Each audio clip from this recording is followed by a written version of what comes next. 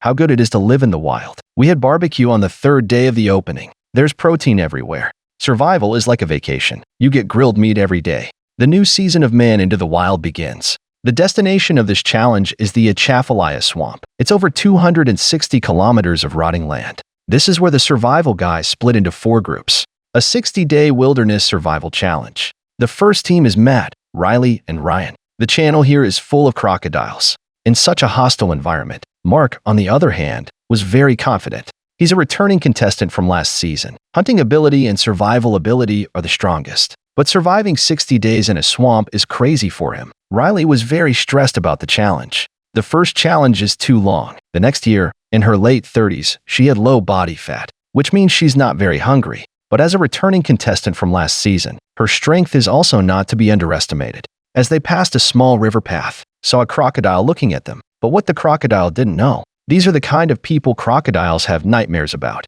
When they arrived at their destination, I started taking off my clothes and heading into the jungle. It's 24 kilometers to the south. Team 2 is Steven, Lacey, and Jeff. They're in a low-lying flood zone. It's a breeding ground for blood-sucking mosquitoes. They're scarier than Chinese zombies. Crocodiles are still everywhere. 60 days in the wild. Jeff is a regular. He basically lives off this show. You get a $100,000 bonus every year, and you get fat. Steven is also a returning contestant from last season. His hunting ability is also very strong, but he's excited about the 60-day survival challenge. It feels like an impossible mission. Lacey is also a returning contestant from last season, but not every returning contestant is great. Lacey is a vegetable chicken. This girl was on her own, lose the entire team's firearm. Jeff was also very worried that the bitch was going crazy. Jeff for this challenge. The food is too fat. 9 miles west of here. There are Max, Amber, and Gary. This area has the most leishio. Crocodiles are also everywhere, not only ashore.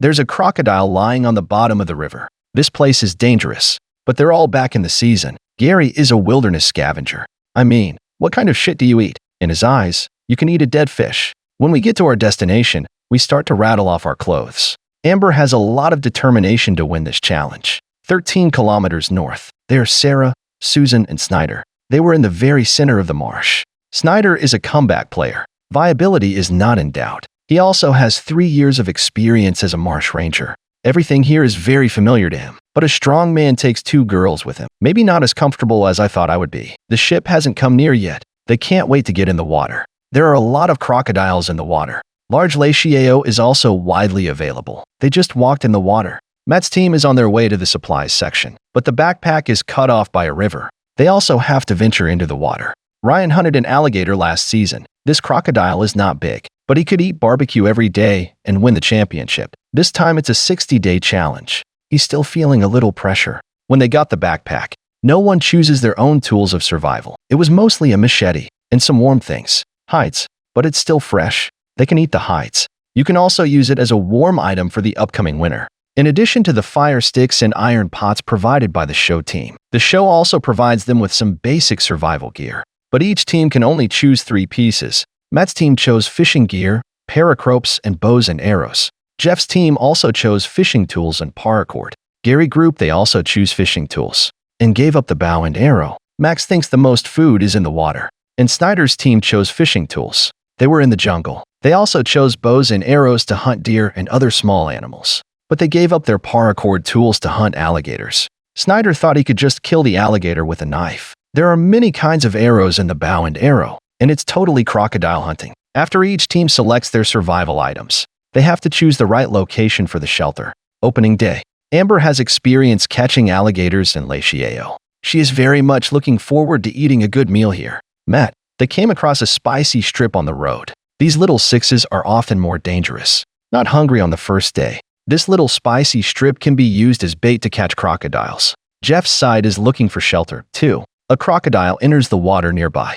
Succeeded in getting their attention. This position is relatively high. Perfect for shelter. There's protein all over the place. If you are willing to work hard, you will not starve to death. Gary and his team have found a better position. They plan to use the natural environment to build a shelter. Susan had some difficult teammates in the past. She just took the team's only iron pot and poker. All my teammates are getting their periods. This time he hoped the team would get along better. Otherwise, they chop them up and feed them to the crocodiles. Teammates are also very active work. They cleared a large clearing. Expect them to build a beautiful shelter. Gary, they smelled rancid on the road. Their lot is a swamp. It was very difficult to walk. This side should have the most leishio. Every one of them was now in the mud and suffering. I barely made it out of the swamp. It took a lot out of them to get started. Looking forward to finding a suitable location here. Matt's team picked a spot too. It's surrounded by water and swamps. It's hard to pick a perfect location. Riley suggested building a long-term shelter here. Take advantage of the environment to build a log cabin.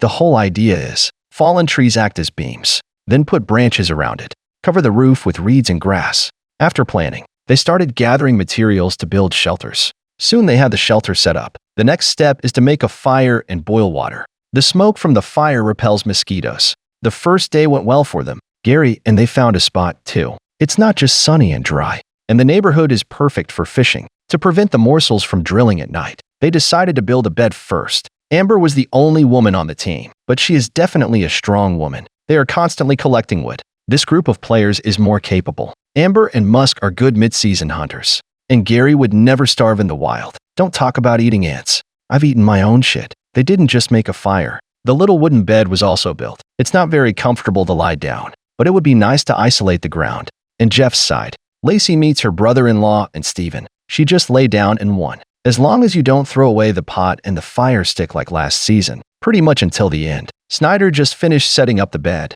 There's not much time left in the day. Mosquitoes are terrible at night. There's only one clearing on Jeff's side. They were attacked by mosquitoes. It's barely dark and they've been bitten 10,000 times. Every team can't hide from the mosquitoes. There's nothing they can do. Just open your legs and let the mosquito enjoy. These fires do nothing to repel mosquitoes. The fire attracts more words. The big guys who just got here. Before you get used to it, every night is destined to be a sleepless night. Jeff wanted to jump into the water to escape the mosquitoes. But this will be the crocodile's dinner. Either way, we're dead now. It's impossible to sleep for even 10 minutes. Mosquitoes bite until they're full. Time to the next day. They went through hell last night, both mentally and physically. They were destroyed from beginning to end. Jeff has been bitten thousands of times. His feet were swollen like pig's feet. Riley was so sleepy after a sleepless night. Even if the environment here is harsh, they still encourage each other. Today they continue to improve the shelter. Gary teamed this way. Sarah woke up and joked about how cruel last night was. The mosquito bites covered him all over. Snyder wants to complete the shelter roof. He was explaining the plan to two girls. After the two girls listened, I actually said one thing. I'm a good judge of character. That's what this girl said. The Snyder crew must be having a rough time back there. After all, these girls look like they want to win. Snyder also made a serious mistake. Talking to a girl about a plan. Time is wasted by them little by little. You know, you can't stop talking to girls. And chick advice is pretty mindless. Soon Snyder sensed something was wrong. He's the main man of the team. It's hard to expect girls to do anything, you know. The two girls have been working hard on their shelter plans. Doesn't care if Snyder can do it or not. Just talk about ideas. They can talk for 60 days. Snyder also has his say. It's clear the girls are not up for it. It's a lot of work if you don't like it. Matt's got smoke in his hands. His team should be the first to complete the shelter. Matt made the shelter as airtight as possible. This is the only way to stop the large number of mosquitoes at night. Once the shelter is set up, they began to set up their crocodile fishing gear. Using the spicy sticks we caught yesterday as bait, put it on the hook. Crocodiles hunt food by smell and sight. He needs to smell it and see it before he attacks. They made several hooks. Here we see crocodiles in the water. You can fill up any one of them, but not every location is suitable as a fishing spot. Water depth position up to the knees. Perhaps the success rate would be greater. They first tied the rope to the tree, then hang the hook on a horizontal surface. As soon as the crocodile jumps up and bites, I'll be able to hook it. Lay out as many hooks as possible. This will increase the success of the hunt. After setting up, just waiting for the crocodile to bite. They're on their way back. Crocodiles can also be seen nearby. Pick up a rock and jerk it off. What is such a small crocodile afraid of? Gary's team is perfecting the shelter. Boiled water tastes like foot wash. I was up all night disturbed by mosquitoes. Today they must complete the shelter. They need a lot of these leaves for shelter roofs. There's plenty across the river. Gary plans to go over and collect some. This high guy's not afraid to die. I dare to swim across the water. The team is waiting on the shore for the high guy to fight the gator. When Gary came ashore, he saw many crocodile footprints. Alligators are everywhere. He began to collect palm leaves. When he wanted to come back, Amber told him there was a crocodile nearby. Gary panicked when he looked at the crocodile, but he chose to come. The crocodile began to swim towards him. My teammates are staring out of their eyes. This high guy's not afraid to die. Too bad there were no surprises. Huh. Gary managed to get the palm leaves to the shelter. What Gary did was brave. But Max thinks he can take his teammates to their deaths anytime. Jeff, team this way. They are also rushing to build shelters. They survived the worst of the night, but there are 60 more nights like this. They have to complete the shelter as soon as possible. There are a lot of crocodiles around here. Jeff intends to use some fur to do as well occasionally. Set up the alligator hooks early. Hang the bait from the tree above the water, so the crocodile will jump up and eat. Once it swallows the hook, it's gonna be Jeff's trophy. Jeff goes into the water and sets the hook. Put the hook this far. Do you have to go in and pull a crocodile when you catch it? Lacey saw an alligator nearby. This is really thrilling. After a couple of hours on Snyder's side, finally starting to put up the roof of the shelter. The idea of their shelter is simple, just trying to build a big A-frame, then put leaves on the roof. It has a wooden bed, and a fire was set up to warm it. But in building it, Snyder wasn't happy with the girls' performance. Snyder felt they had many opinions.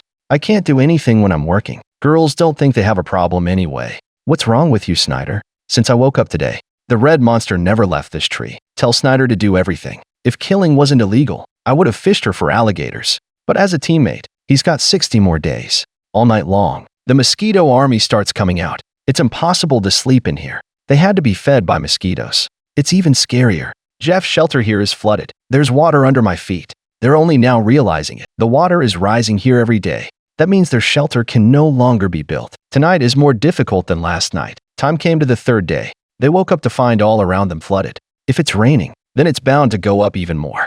They had to find another suitable place to build shelter as soon as possible. Jeff said, if I don't move today, I'll probably be sleeping with an alligator tonight. Everyone else is starting to perfect the shelter. They're still looking for a place to set up shelter. Hope they got off to a rough start. How much you enjoy it later. Jeff looked at the map and picked a new location. Better not forget that crocodile trap we set up yesterday. Because I saw the alligator bite the hook. Having chosen their position, they proceeded on their journey. Matt teamed this way. They were a team that built a shelter. The first task when I wake up every day is to gather enough firewood, so you can use it any time at night. Matt and Ryan pooped nearby. He felt a rush of heat, but Ryan didn't feel it. Matt looked down at his family. I found a rash by the gutter in front of my house. It's like being run over by a train, probably pooping in a haystack. Got cut by the grass by accident. Ryan felt the pain when he saw it. Riley felt bad about it, too. It's just hard to look at. Matt's worst fear is getting hit by a car. Remembering his previous experiences, feet infected with carnivorous bacteria,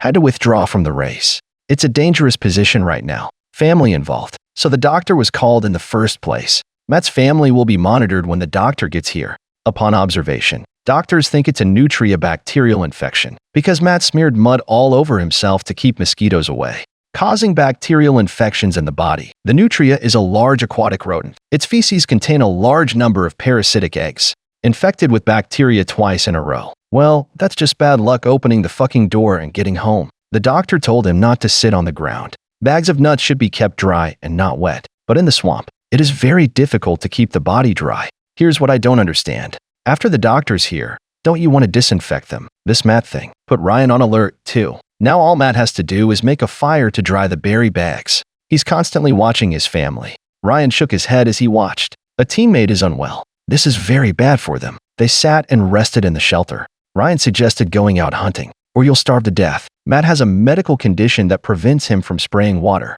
This resulted in a very restricted hunting range. Ryan caught a little lizard. He was going to use it as bait for fishing. And Riley collects firewood. She sees a lot of crawfish holes here. Plan to catch some crayfish. Matt saw a squirrel over here, right ahead under the log. This distance is not only great, and the hunting is complicated. Matt took the bow and shot. Too bad it's only about the Pacific Ocean. That's pretty close. I hope next time I can hunt a squirrel. Snyder's here guiding the two girls through the roof of the shelter. These two tripods were set up in one day yesterday. They've had enough of the night here, so the shelter must be perfected as soon as possible. Snyder's tired of what girls think, too. He just wants to get the shelter done. The girls are too slow. The team is very shady. If you don't hunt for food, I guess it's hard to survive in this place. While building the shelter, the girl has another idea. They began to talk of their plans again. Snyder was speechless. Just a little problem. These two girls are gonna talk for hours. And he had a problem with what Snyder was doing. Snyder also exercises patience in the women, or they're really taking these girls to gator fishing. Two girls haven't stopped talking all day. It's all talk and no work. Pretend you have a lot of work on your hands, but you haven't done anything in a day. She loves nothing more than to point. The shelter's angle is a little less than satisfactory. We need to adjust it. The red monster was on the tree yesterday. I'm not ready to give up today. At last, he could stand it no longer. Snyder didn't think he'd make it to 60 days. Jeff, they're still trying to find a place for the shelter. It was muddy all the way. They finally saw a dry spot, but they have to cross the river. These positions are very dangerous. You're gonna get your ass chewed off by a crocodile. Fortunately, this area is very dry. After planning, they started building shelters right away. Starve for 3 days before building a shelter. It's really a waste of energy. They must build a complete shelter as soon as possible. Gary teamed this way. When they got up, they boiled the water in the fire. Today they plan to set up crocodile traps. Max sees many crocodiles here every day. It's the easiest protein they can get. It would be perfect if we could get them on the grill. Gary saw some beautiful flowers nearby. This is a hyacinth. He just picks it and eats it. Flowers contain honey. He tried eating flowers for energy. Max and Amber look for a spot to fish for alligators nearby. They caught some crayfish and fur as bait. You can catch a lot of crayfish by the river. Why don't they just grab crayfish and eat them? Isn't the spicy crawfish delicious? Max hooked the bait in the tree. Expect them to catch the big gators. Snyder sighed. Something has finally changed in their shelter. It's characteristic of Sarah to talk theory as she goes along. They used straw ropes as a frame for shelter. Just shut up. You could cook a meal in the time it takes to talk. Snyder can't stand girls giving their opinions all the time. He's looking for a place to shit, mostly to keep the girls from whining. Snyder found a big spicy bar here. He quietly attacked from behind, pressed down hard on the spicy stick with the branch. Looks like he just ate. I can take a shit and give a girl something to take home. Do you love this teammate? While the girls are still hard at work, Snyder returns to the shelter with the lacio. The girls are so excited they're gonna fly. Sarah was a big fan of Snyder. They peel the lacio. There's even a spicy strip in there. Have you ever seen lacio eat lacio? There's a lot of lacio in there. 2 latios at once. But there are too many lacio, which means it's dangerous everywhere. Gary grouped this way. Amber saw a crocodile in the water. Max wants to catch it. He made a hook. Try to hold the alligator with a hook. Their ideas are so simple. You want to hook the alligator with that. Big brother, it's a crocodile. No fool. Max threw the hook several times without catching the alligator. Amber was very disappointed in him, too. Riley found a crocodile nearby, too. Proteins are running around here, but I just can't catch it. Ryan takes a bath in the water. He began to feel tired. Maybe you haven't had a good night's sleep for several nights in a row. He had just finished a pot of water. I felt my stomach upset. At this point, he felt like vomiting. Less than a week, Riley had problems with both of his partners. I guess the water still needs to boil enough to drink. Ryan had to stop for a rest. If you still don't feel well, call the doctor. Breaking out in a cold sweat while lying down. I feel like shit's gonna come out. Susan's already cooking for lunch. She strung lacio on a branch, put it directly on the fire. Soon they were enjoying the roast. The spicy pork is very crispy. What they ate was a treat. The roof of the shelter was only half changed. They were completely absorbed in the delicious meat. The shelter on Jeff's side of the team is taking shape. I feel very hungry now. They're going to check out the crocodile traps. If we catch an alligator, Jeff will do the head press. Lacey will press the tail. Steven was responsible for killing the crocodile with a knife. They decided to return to their previous shelter, hoping to catch a big crocodile. Since coming here, found the toddler still hanging from it. Steven thinks, gator fishing is the same as fishing. We have to find the right bait. They're on their way back. Jeff saw a spicy strip under the tree. You can't miss the food that's delivered. Jeff was holding the branch to try to grab the spicy sticks. He wanted to drive the snakes out, then tell Lacey to cut with a knife. After drawing the snake out of the cave, it took a few seconds to subdue him. Crocodile not caught. This spicy strip is enough to make them happy. The success of the hunt gave them a boost of confidence. Lacey was also recognized by his teammates. This is Lacey's first snake. She felt the love of her teammates. Gary's team this way. Amber is going to make a fishing rod. It's not just crocodiles here. Crayfish are also abundant. We didn't catch the crocodile. Then fish for crayfish. Amber used the lacio as bait. Rotten meat is a favorite of Crawfish and Gary. If you can catch a big catfish, even better. Matt was hunting nearby. Saw a squirrel on the other side, but he can't touch the water. Even if they hunt, they can't get it back. Watching the fat move around on the other side, I drooled all over the floor. Jeff chopped the spicy strips into small pieces, put it on a stick, and bake it. They're the second team to get the barbecue. The spicy bar is roasted very well. It's nice to have barbecue so early in the game. There's no shortage of protein. All that's missing is luck. Time came to the 4th day. Gary and they lay in the shelter, heard a movement in the water. It was Amber's hook that made a noise. They managed to catch a big catfish. Amber was about to fly with excitement. This is really lucky. They grilled the fish directly over the fire. Looks like gringos love barbecue. Wouldn't it be better for fish soup? Starved for a few days.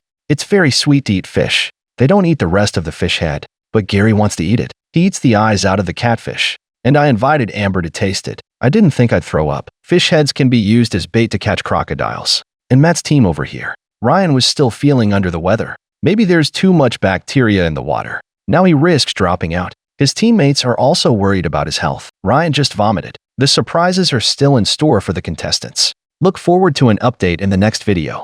This is the wildest survival adventure I've ever watched. They even caught a crocodile just to taste some roasted meat. They put in maximum effort. Ryan got really sick and vomited badly after drinking water. Matt and Riley were really concerned. Now, both Matt and Ryan are dealing with various physical issues. If Matt and Ryan both go down, Riley might as well head home. After throwing up, Ryan felt a lot better. Even if he still felt sick, he had to act tough, or the girl would really judge him. They were resting in the shelter. Suddenly, they spotted a squirrel. Matt grabbed his bow, took aim, and nailed it with one shot. His one-shot hunting skill is truly impressive. Riley kept cheering, "Awesome, awesome!" Although the squirrel wasn't big, it was enough for a pot of soup. Matt began prepping the squirrel, noting its skin would make great insulation.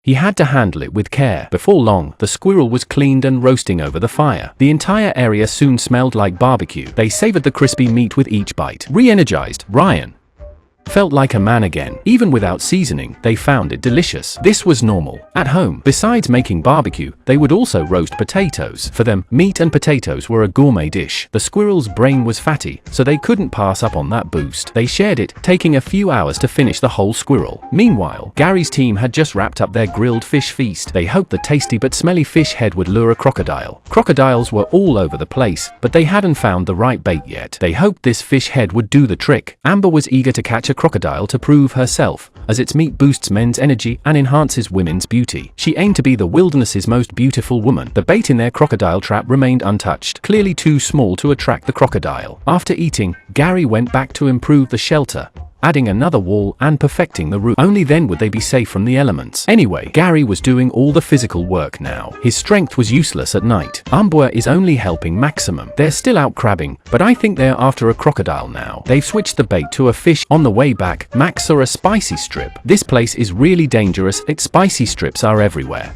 Max fiddled with a stick, taking forever to catch a spicy strip. Only at night does he show the swift and decisive nature of a true man. This spicy strip will make for a hearty meal tonight, boosting Max's confidence and earning Amber's favor. Meanwhile, Snyder has already perfected the shelter. It's basically done. Next, they need to think about fishing. These two girls are a real challenge. They really want to prove themselves in front of Snyder. Redhead Susan wants to fish for food. She wants to prove she's better in the swamp than Snyder. However, for Snyder, just talking less would be a big help. One talks non-stop. The other is incredibly lazy. They usually look more like a burden. Only Snyder is a diligent little bee. Susan's got the fish hook ready, and Snyder's already picturing fish on it. They headed out to find a prime fishing spot. Snyder plans to hang the fish hook on a tree. Is he trying to catch a crocodile? Such a small line is only good for catching small fish. If a crocodile saw it, it would laugh in its sleep. They used spicy strip skin as bait, which even made the salad go wild. After Snyder set the fish hook, they waited for a crocodile to bite. Meanwhile, Jeff's team worried about the shelter's location. Jeff thinks the wind will be very strong after winter. Avoiding the wind is the real issue. Jeff is feeling unwell. He was really sick last night, but luckily his teammates helped out. They just managed to finish the shelter today. Stephen plans to collect palm leaves to improve the shelter's roof and then gather some grass to make a bed. Lace's enthusiasm is highly valued in this team. Stephen believes he can definitely make it to the end this time. While they were working, Jeff felt his family was a bit uncomfortable. He asked Stephen if his nuts felt spicy. Stephen thought he was joking. Jeff looked down at his family. Stephen's nuts didn't feel anything unusual. Lace's seeds were also fine. Jeff probably got infected with the same bacteria as Matt. After the doctor checked him, he was diagnosed with the same sea beach bacteria as Matt, which Stephen found pretty scary. The doctor told him to avoid water for a while. This area is all water. If he can't go in, it's like losing half a teammate. Plus, there are too many wild animals around. The water is also full of various bacteria, which is terrible for Jeff, but they still need to check the crocodile traps. Stephen has to take on this task. I bet he's scared to death because the water here is really dirty. Jeff has to stay at the shelter and work. Stephen is scared of the water too, but they have to survive. They have to catch a crocodile, so getting in the water is a must. Lacey keeps an eye out from the shore for any nearby crocs. If Stephen is underwater next door, he can't help at all. When Stephen came ashore, he saw the fishing line was very tight. It had to be a crocodile. Stephen pulled the line while Lacey waited. Nothing moved on the other end. He was super anxious. If Stephen got eaten by a crocodile, how would he even explain that later? Stephen pulled along the fishing line, and a crocodile appeared ahead. It seemed to be caught, but then it broke free. Damn, is this a joke? As Stephen reeled in the line, the crocodile taunted him right there. How could he stand it? If it were me, I would have jumped in and fought it. Facing this escaped catch, Stephen felt very regretful. He had to reset the crocodile trap. After setting it up, he whistled to signal Lacey. Lacey instantly knew it was a bust. One whistle means no gator. Whistling means no croc, but the twist is it's still alive. Crocs are everywhere here, so why is catching one so tough? Gary's already roasting jerky, their simplest protein source for now, but who knows if overindulging might cause parasites. Eating roasted meat every day, Amber feels she can definitely last until day 60.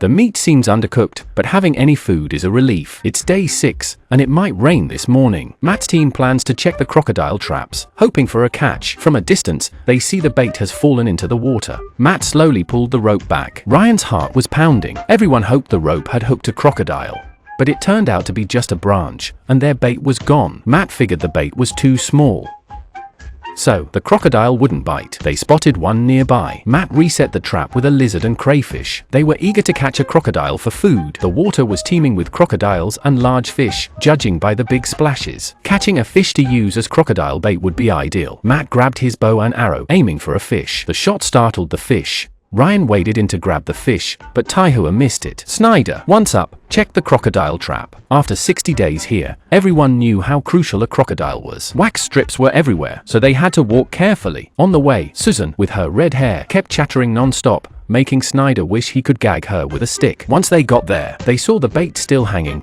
and the crocodile in the water stared at them, neither side backing down. If it could talk, it would probably call Sarah an idiot since she didn't seem too bright. Snyder shook the bait, drawing the crocodile in. Susan invited her for lunch, hoping to use this to attract the crocodile. They seemed foolish, but they weren't clever at all. Susan found Snyder to be arrogant, always boasting about his swamp experience and ignoring their advice, which she felt was holding them back. After Snyder's antics, the crocodile lost interest and swam away. Seeing their meal escape, Susan's disdain for Snyder grew, but Snyder still believed he could catch the crocodile with a bit more patience. They weren't starving yet, so he wasn't too worried.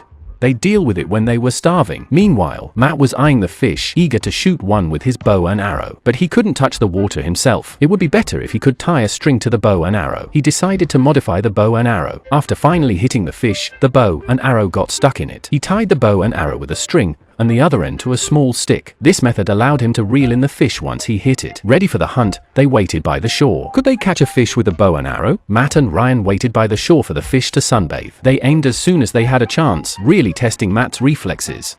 Unexpectedly, he actually hit a fish. Oh, we got him. Ryan quickly went into the water. To hit such a small fish, that was impressive. Although the fish wasn't big, this hunting method was very effective. Matt took the opportunity to brag, starting from his ancestors. He wanted to show off his hunting skills. Snyder's team got back to the shelter and debated the crocodile problem. Sarah thought the bait was too stinky, but Snyder insisted crocs love dead chickens. They argued a lot about how to catch the crocodile. Why not each make a hook? That way, the chances of catching a crocodile would be higher. Susan loves to suggest everything. Snyder is as stubborn as a mule, and Sarah is clearly a ***. They didn't catch the crocodile, so they had to tidy up the shelter. Snyder couldn't handle Susan's chatter and lack of action, so he decided to address the girls directly. He was about to lose it with Susan. Susan apologized, saying she just liked to talk. She thought her talking was perfect for working with Snyder. Snyder felt a bit embarrassed. This conversation didn't spark more conflict. Instead, they praised and understood each other. I didn't see this coming. Redhead's cheeky, but a smooth talker, and Sarah couldn't stop giggling. With Susan's encouragement, Snyder vowed to work even harder. Without a doubt, Susan's pep talk was successful. At this moment, it was about to rain. Jeff's shelter wasn't finished yet, and a heavy rain was inevitable. They needed to finish the shelter before the rain hit. Lacey noticed they were moving too slowly, despite having plenty of resources. But they were still struggling. It started raining, and Stephen was still out looking for materials to cover the roof. Willow leaves couldn't make the shelter waterproof, palm leaves were the best option. But Stephen was in a swampy area. He tried to gather as many palm leaves as possible, otherwise they'd be drenched at night. There were quite a few palm leaves here, but it was all swampy, making it very difficult. As Jeff was building the roof, the heavy rain started. Stephen was still out, and Gary was busy with the shelter. It was small, just enough to keep the rain off. Stephen struggled to gather the leaves. The rain made it freezing, and keeping the fire alive was tough.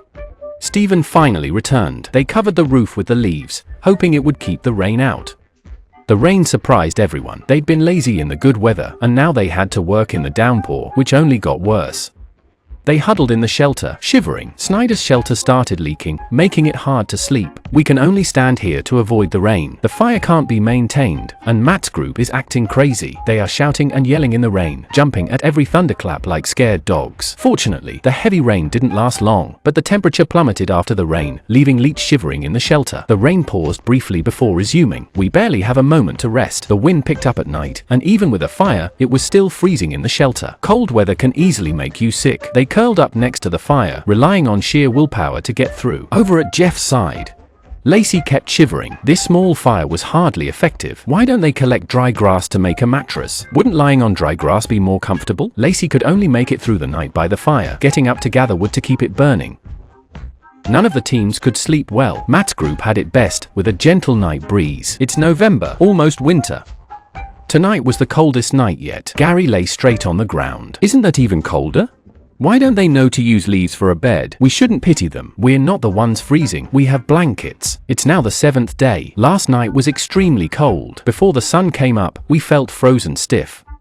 Winter is approaching. They must perfect their shelter before winter. Once the sun came out, they started working. They kept chopping wood for the shelter. Despite 7 days without food, their energy and survival skills are truly admirable. They used mud to fill the bottom of the shelter. The roof can only block the rain. To keep warm, they need to do more. First, they need to reinforce the wall they sleep against to block the night wind. Jeff's group must keep working on their shelter today. Stephen intends to gather additional palm leaves. Improving the shelter is their top priority. The conditions here are extremely tough.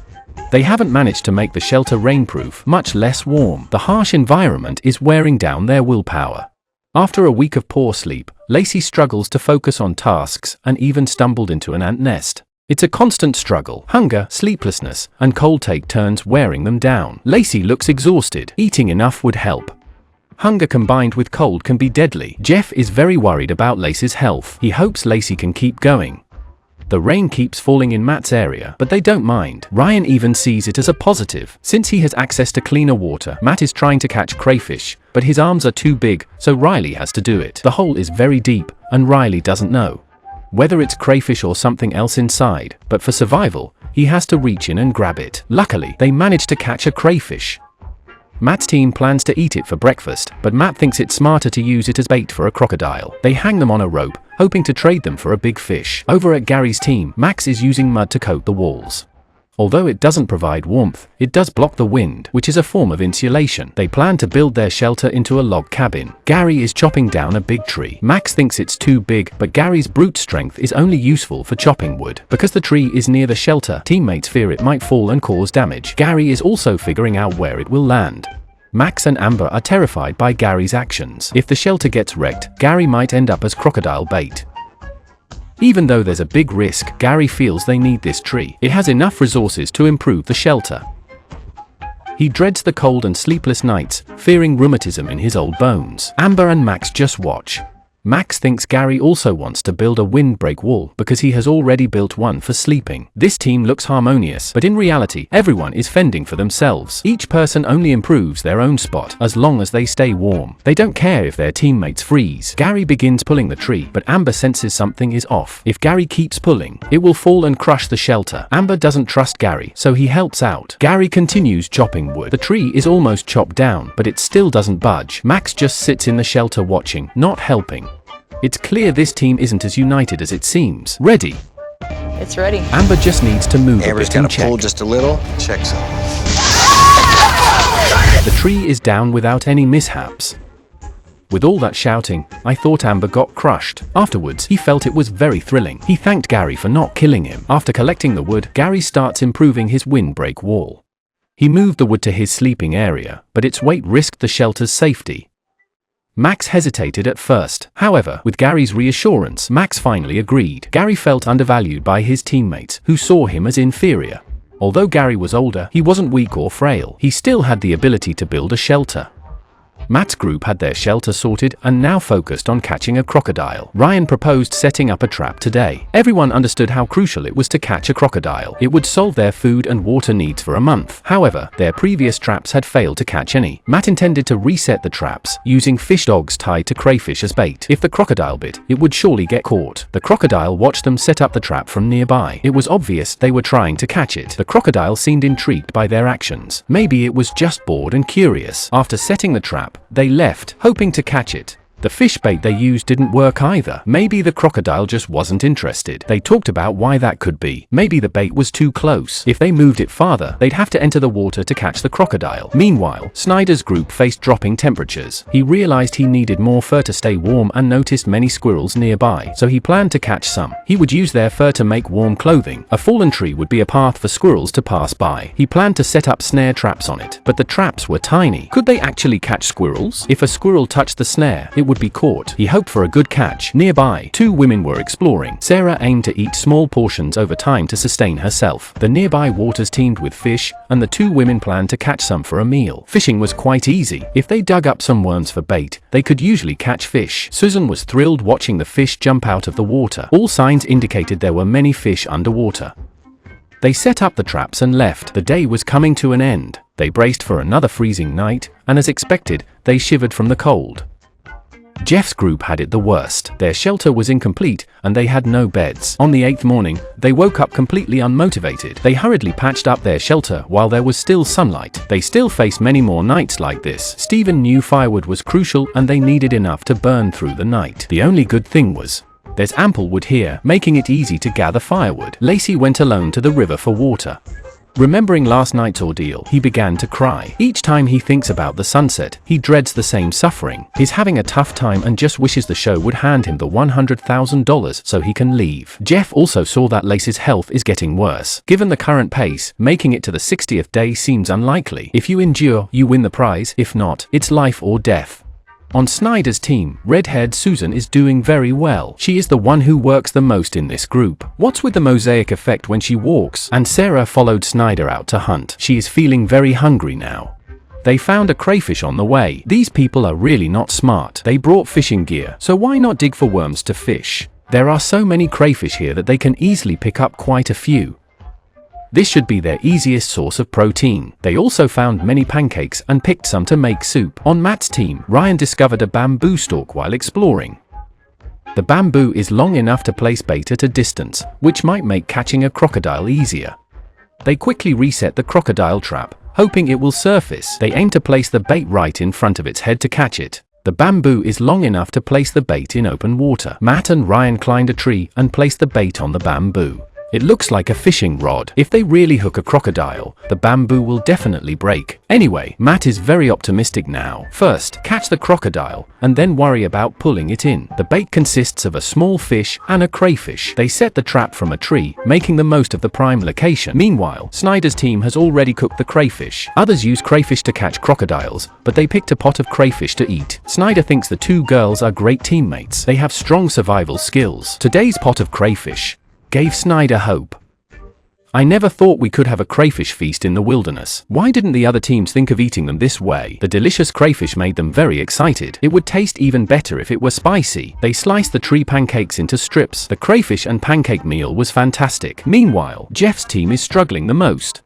Lacey was so worn out that he went to get water, but collapsed and slept on the ground all morning. Now, he's mentally unraveling. He stumbled back to the shelter, dazed, and told his teammates he wanted to quit because the conditions were too harsh. If this keeps up, he fears the night so much that his teammates might have to carry him to fish for crocodiles. Now, Jeff's team is down to just 2 members. No one expected the start to be this rough. Although Lacey quit, he left in style, wearing flashy pink leggings. Now, Jeff and Steven don't know how to cope. With Lacey gone, their team has lost a valuable worker. If they don't catch a crocodile soon, they might be forced to quit. Over at Gary's team, Gary chops wood every day. He's as hardworking as an old water buffalo in the fields. Amber thinks they should rest more if there's no food, disagreeing with his approach.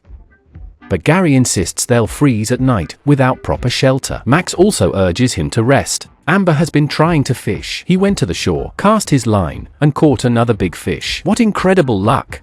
The fish aren't difficult to catch, the other teams just aren't trying. Amber is thrilled, having provided 2 fish feasts for the team. 1 catfish is enough to feed all 3 of them. Amber, who catches the most fish, has become the team's key player. That night, they relished a grilled fish feast, their second one. Gary's team is currently the most comfortable. They devoured the fish eagerly. Meanwhile, Matt's team anxiously waits for their crocodile trap to work. The crocodile lingers nearby, unsure about the bait. It appears more curious about the camera. Hearing a noise outside, they decided to check the crocodile trap together.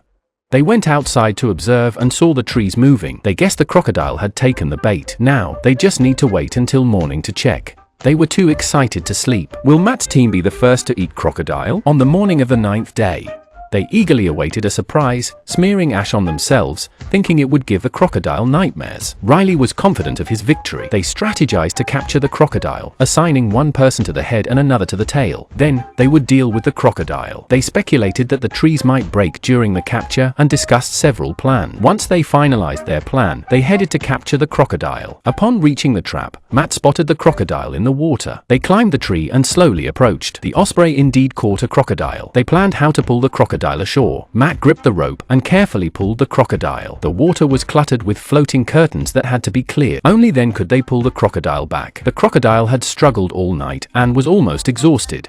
Can they manage to pull the crocodile back? Find out in the next video update. And this is the most enjoyable wilderness survival I've ever seen, and they caught a crocodile and roasted it over a fire. They've mastered the art of barbecue. Don't forget to like, subscribe, and hit the bell icon for daily updates on my YouTube channel. Check out more wilderness survival videos. Last time, Matt's team snagged a huge crocodile, but the water was cluttered with debris. Matt untangled the rope from the debris as the crocodile thrashed in the water. They were gearing up to haul it ashore. Everyone seemed so anxious, they were on the verge of speaking. They didn't bother asking the crocodile's opinion, and they just pulled him ashore, and the crocodile's head was already strangled, and the crocodile's head was pulled on both sides with a rope. The crocodile, who had never seen the big world, was already stupefied when he saw the 3 people in front of him. Ryan took the machete and prepared to start a sneak attack. I am most afraid that he will suddenly turn around and bite back. Ryan took a machete and aimed it at the crocodile's small brain. His knife. The whole process was very fast. Matt held the crocodile's mouth down for fear that he would jump up and bite off his brother, and they tied the crocodile's mouth. Wait until he's completely dead, and then carry him back to the shelter. And in fact, a crocodile doesn't matter to grab some credit. I can only fake helping carry it. The more tired I look, the more effort it seems I've put in. Justifying a few extra by now, hugging a few more girls is totally understandable. Time to handle the crocodile meat. Meanwhile, at Gary's shelter. Gary's shelter isn't fully set up yet, but they've enjoyed lots of spicy strips and grilled fish. As dark clouds gather, Gary decides to collect palm leaves for rain protection. However, crossing the river each time was quite risky. While gathering palm leaves, he stumbled upon a dead pufferfish nearby. Gary initially suspected a venomous snake bite, but was surprised to find the pufferfish still fresh. He was amazed at the size of the meat when it puffed up. The pufferfish shell had already cracked. This definitely wasn't killed by a venomous snake. Unless it was some kind of prop. I really can't think of anything else. Why is it even here? Gary shows off the trophy to his teammates. They ask if he caught it, and Gary says he did. When you're out here, you can be whoever you want. You can brag all you like. But Max still didn't believe Gary caught it, because Gary had a reputation for scavenging. Online, he was always seen eating trash, cooking rotten meat, and maggots.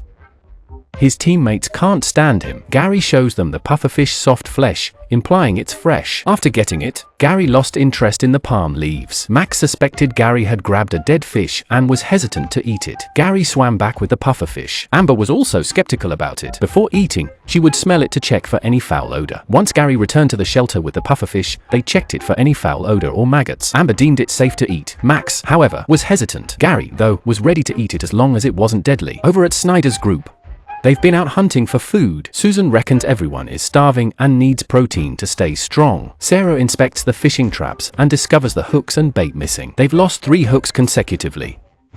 Snyder mimicked a squirrel's call, startling the one in the tree, then yelled at it to get into his trap. I've never witnessed such an aggressive hunting tactic. The squirrel was so terrified it froze in place. Snyder knows there are a lot of squirrels here. If he could recruit them all, he'd have an endless supply of nuts. He rigged a small snare in the tree, confident it would be highly effective. Such a powerful trap, the little squirrels trembled when they saw it. Matt is here. They are slaughtering crocodiles. A crocodile weighs dozens of pounds, enough to eat barbecue every day for more than 10 days, and they don't just get meat. They've got plenty of leftover innards to use as bait, which might attract another crocodile. Each part of the crocodile offers different meat. The lean back meat is ideal for jerky, while the ribs are best smoked or stewed. The foreigners had already figured this out. They only know how to barbecue. They made some of the meat into jerky and barbecued the rest. After being hungry for 9 days, we finally had a barbecue feast. Matt's group is probably the most comfortable one. Matt thinks this crocodile can last them 60 days. Crocodile meat is very fatty, and they can't stop eating. Meanwhile, Jeff's group, they lost a teammate, so their main task now is to get food. They decided to make fishing tools to catch fish. While Steven was organizing things, he spotted a crocodile in the water. They started planning how to catch it. Steven and Jeff went to the shore. Are they really planning to catch the crocodile with their bare hands? If they do, Matt should kneel and bow to them. Steven was preparing the ropes. They stared at the crocodile, making noises to lure it closer. Jeff guessed it was about 10 years old. Steven swung the hook in his hand. Unfortunately, Steven's skills weren't up to par. Luckily, the crocodile hadn't left, giving them another shot. Hooking a crocodile is no easy feat. Steven took another shot at the crocodile, but ended up face planting. He missed the crack and took a spill. What bad luck! Meanwhile, Gary's group was already cleaning the puffer fish and noticed its blood was clotted. So, they had to clean the blood well. If a venomous snake killed it, the meat would be safe to eat. The puffer fish meat was still quite fresh. Gary couldn't help but laugh while cutting the meat. This puffer fish is super handy. The meat will fill us up, and the rest can be used as fishing bait. Max used a piece of pufferfish skin as bait, thinking it would be irresistible to the crocodile. He hooked the bait and waited. If the crocodile's hungry, it'll come for it. I have a good feeling. Meanwhile, the pufferfish stew was done. Why not barbecue it this time? Boiled in plain water, it tasted like beef. This guy always says everything tastes like beef. Is it because his taste buds are dull, or has he never had anything good? Different meats from different species taste very different. If he ever said it tasted like curry, I'd think he's top-notch. Max, who whined the most, is now the one devouring it. He couldn't stop eating. Amber mentioned it wasn't fishy at all. A wild animal with no fishy taste, just boiled in plain water. He even said it would be tastier with potatoes and onions. For foreigners, seasoning is limited to just potatoes and onions. If they could use scallions, ginger, star anise, Sichuan peppercorns, and cinnamon. Foreigners who can season food like that are rare gems among the 6.1 billion people left after subtracting 1.4 billion. After their meal, Amber and Marx lay back, relishing the moment. Gary had found the pufferfish, and there's a shot of them dealing with it. When they ate it, it felt like a gourmet meal. They looked like main characters savoring a feast after handling the pufferfish. On Matt's side, they were still handling the leftover crocodile, slicing it into strips and hanging it on the shelter's roof. They were counting on the fire below to roast it, but with the meat hung so high, the heat couldn't properly smoke it. There was also a lot of meat roasting outside the shelter. Why not just build a stone oven to make smoked meat? They lay in the shelter, uninterested in the roasting meat. Meanwhile, the captors group chatted about crocodiles in their shelter. You guys are the worst and the laziest. Going out to find bait would be better than just lying here. You didn't even set any traps. You want to catch a crocodile? You might as well ask one to serve itself up. Instead of fishing, just stare at them in the water. You can pretend you're eating meat. The captors believe catching a crocodile means waiting for one to slip up because, with so many around, there must be one that comes out to steal food. Steven thinks the bait is too close to the shore, making it hard to catch a crocodile.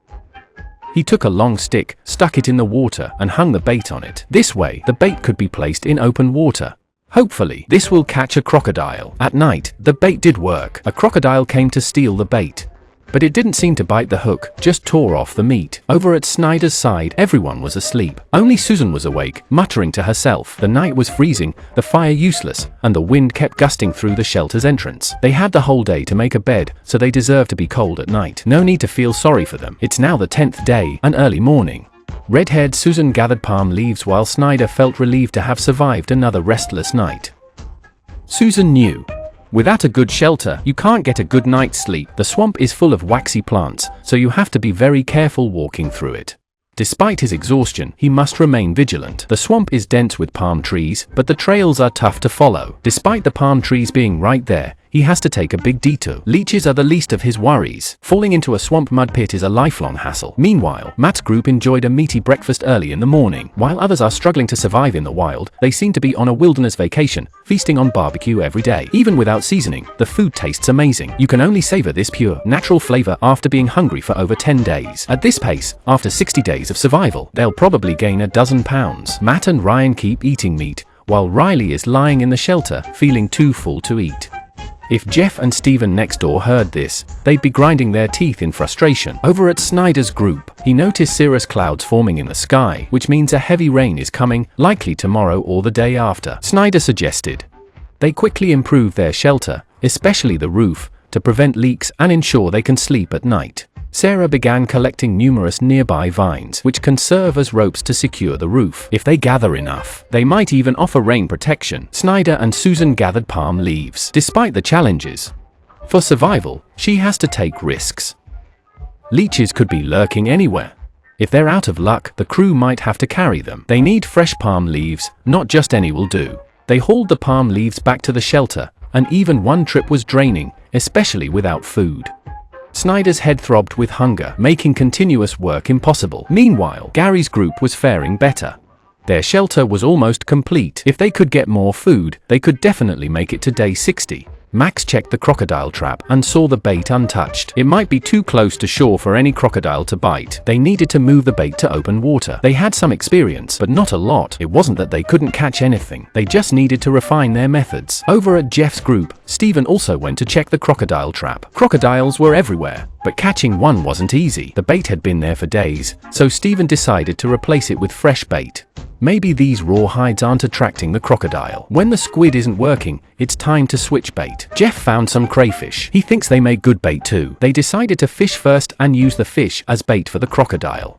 Why not dig up some worms? With their fishing gear, why didn't they start fishing for food sooner? In this wild environment, even the kids from my village could catch a bucket of fish. Why can't these survival experts catch a single fish? At night, Susan still couldn't sleep because of the cold. She even went out in the middle of the night to gather firewood. She's always the one tending the fire. She doesn't sleep at all. This girl is really tough, while her teammates sleep soundly. It's the 11th day now. They finished the roof just before the rain. Each palm leaf had to be placed carefully. Only then would the roof be properly covered. Susan felt exhausted while working today and asked her teammates if they saw things floating around. But they said no. She was disappointed because they didn't realize she stayed up every night, sitting on the ground, losing her mind.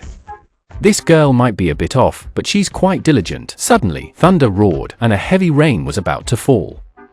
Matt's group started to worry because their crocodile meat wasn't fully smoked yet. They gathered more grass to keep the shelter dry. If the rain soaked the meat, their good days would be over. Soon, the heavy rain began. Gary's group was very close to the water source. They worried the water would flood their half-built shelter, which has taken days to construct. I don't know what they've been doing every day. Snyder's shelter should be the best. It's not only very large, but it's also quite rainproof. The only problem is it lacks a bed, and water occasionally seeps in. They feel very cold on rainy days. Some meat would be great. Jeff's group has it the worst. Their shelter leaks, and they can only sit on furs to shield the fire. Jeff knelt over the fire to shield it from the rain. Matt's group kept their shelter dry despite the heavy rain outside. They lay in the shelter eating roasted meat, with crocodile meat hanging all around. They just reach up and grab some when they're hungry. The only downside is that the shelter has no door. Gary's shelter is at risk of flooding. It's getting colder. If their shelter floods, they might have to move. Gary is constantly monitoring the rising water level. The water is just inches from the shelter and rising fast, especially if the rain keeps up. Their shelter is bound to get flooded, and the fire inside won't help much. It just looks warm. Snyder's shelter is already flooded. This area is a swamp, so they don't have many options for where to set up. The conditions here are tough. The nighttime wind is fierce. Sleeping on the ground with just a fur coat? Why not gather some grass for bedding? At least their fire is big enough to give some warmth. Riley's lying by it, warming her feet directly on the wood. Aren't they worried about getting dry and wet by morning? Jeff is sitting by the fire in the middle of the night to stay warm. It's impossible to sleep in this weather. Working all day and sleepless at night, these folks are truly risking their lives. The cold is hitting every team hard. Gary is sleeping right under Amber's wooden bed. They can't even sleep now, and winter isn't here yet. They really need to focus on building a better shelter. Snyder's fire is too small. Susan is howling from the cold, but Snyder seems unaffected. Among the 12 contestants, Snyder has the biggest butt, so he doesn't feel the cold. I always have to cover him with a big mosaic. If you win the final prize, you owe me half of your points. The two girls feel like tonight is the hardest night. Before we came out here, you always skipped my meals, saying you wanted to lose weight. Now you're all skin and bones. No wonder you're freezing. It's now day 12. Snyder got up early to relieve himself and collected some firewood on the way back. Firewood is essential here. They need the fire nightly for warmth. After a tormenting night, Susan is already exhausted from the cold. Winter isn't even here yet, and Snyder's already worried about losing a teammate. Since they can't sleep at night, why not sunbathe during the day to recharge? Susan feels awful, can't sleep, and isn't eating enough. A small crayfish is right by her feet, but she just stares at it with no appetite. In Susan's condition, I think she'll drop out soon. She told her team she's been seeing hallucinations constantly. To the Chinese, this would mean she's seeing ghosts. Her teammates were shocked by what she said.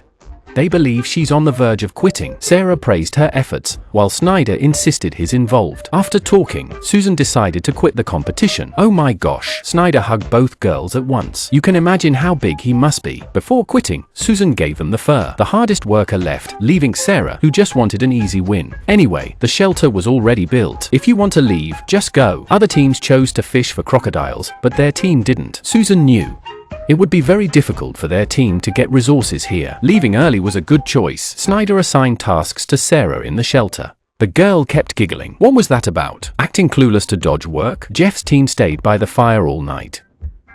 In the cold and damp, you can guess how tough it was. The wind was fierce last night, even when Steven was in the snow. He didn't struggle this much. Rather than fixing the shelter, they huddled by the fire for warmth. The weather's getting colder, making it harder to catch fish, so they decided to put all their effort into catching crocodiles instead. At Matt's camp, they stayed in the shelter to stay warm. They had enough meat, so despite the cold, feeling full made the cold more bearable. They could enjoy roasted meat for breakfast daily. Riley felt confident about the challenges ahead. The wind outside was fierce, but they stayed in the shelter, not concerned about food or drink for now. They aimed to keep the shelter warm and windproof, starting with making a door. The morning was freezing. Eating well helps you stay warm while working. They gathered lots of wood and attached it to the shelter. They made a frame out of wood which fit perfectly. The largest leaves here were palm leaves, and there were plenty across the way. It was so cold, everyone was afraid to get in the water, but to survive, they had to make some sacrifices. Did Matt bring his nuts? So, they quickly braved the water and gathered palm leaves, which they then inserted into the wooden door frame. As long as it blocked the wind, it didn't matter if it was warm. Soon, a wooden door was made. The door looked very stylish. After making the door, the shelter now felt perfect. Meanwhile, Snyder's group planned to place some items by the river to commemorate Susan's departure. What's up with that? Susan just left the competition. She didn't die. Sometimes I really can't understand the contestants' behavior. Over at Gary's group, they just built a huge wooden frame. Why don't they just finish it?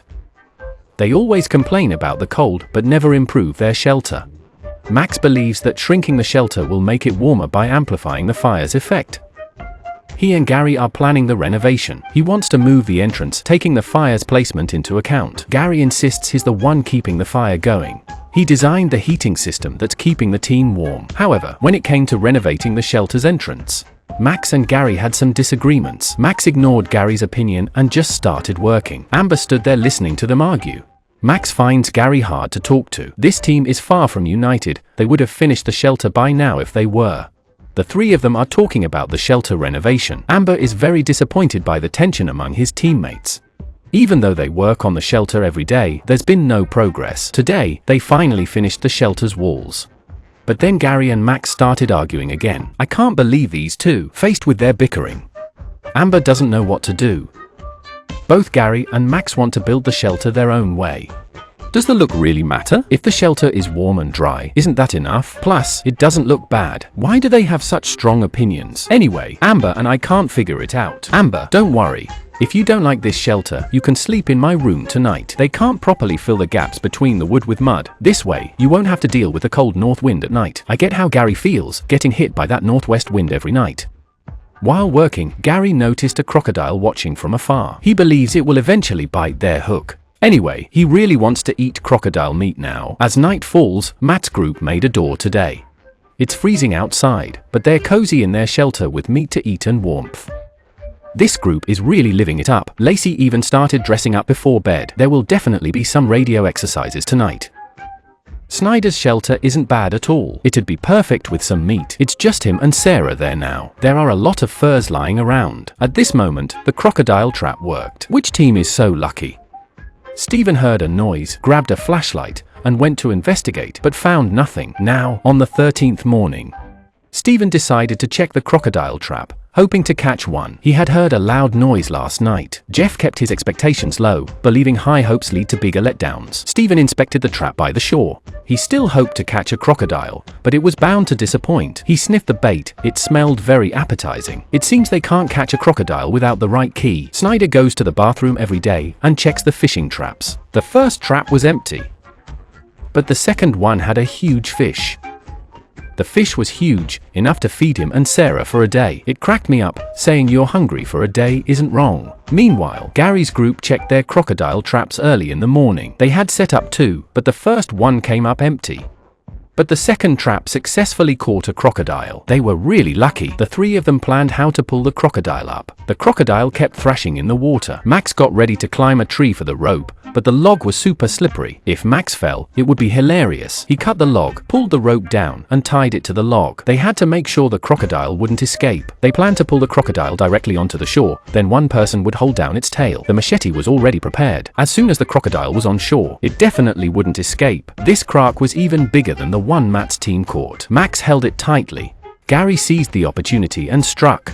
With that blow, even 10 lives wouldn't be enough for the crocodile. So, what will they do with the crocodile next? Stay tuned for the next episode. This is the most successful hunt ever in wilderness survival. They caught a 2-meter alligator. After over 10 days of waiting, their hard work finally paid off. If kids are a surprise to their parents, this alligator was theirs. The alligator meat is the protein they've been longing for. It's their key to reaching day 60 and claiming the $100,000 prize with over 100 pounds of alligator meat. At the very least, this will help them survive comfortably for a while. This is a huge accomplishment. This is a dream meal.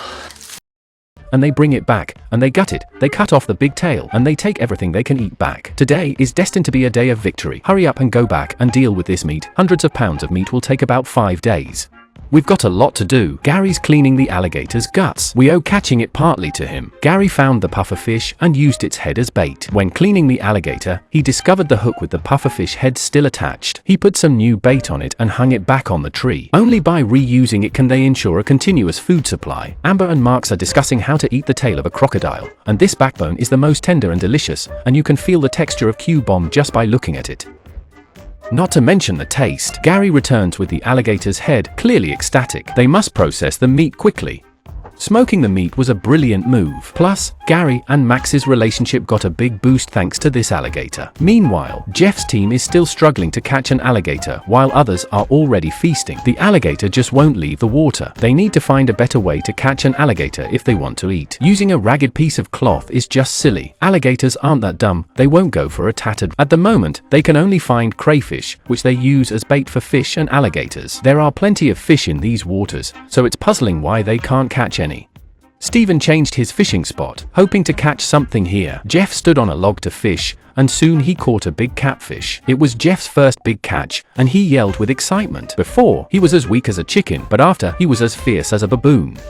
That's just Jeff's personality. When Stephen heard the shout, he knew Jeff had made a catch. What's going on? After 10 days of hunger, they finally caught a fish. Are they worried the police will catch them if they don't finish it and try for another? Meanwhile, over at Snyder's team, at the moment, he's depending on Sarah to survive. They can't catch an alligator since they didn't opt for paracord. They haven't set up any alligator traps, but their shelter shows their hard work. Sarah is thriving under Snyder. Just like a little girl, she enjoys their nightly heart-to-heart talks. Snyder checks the fish lines every day. As the group's sole hunter, Snyder feels a strong duty to find food every day. When they first arrived, he saw that the water level had dropped a lot.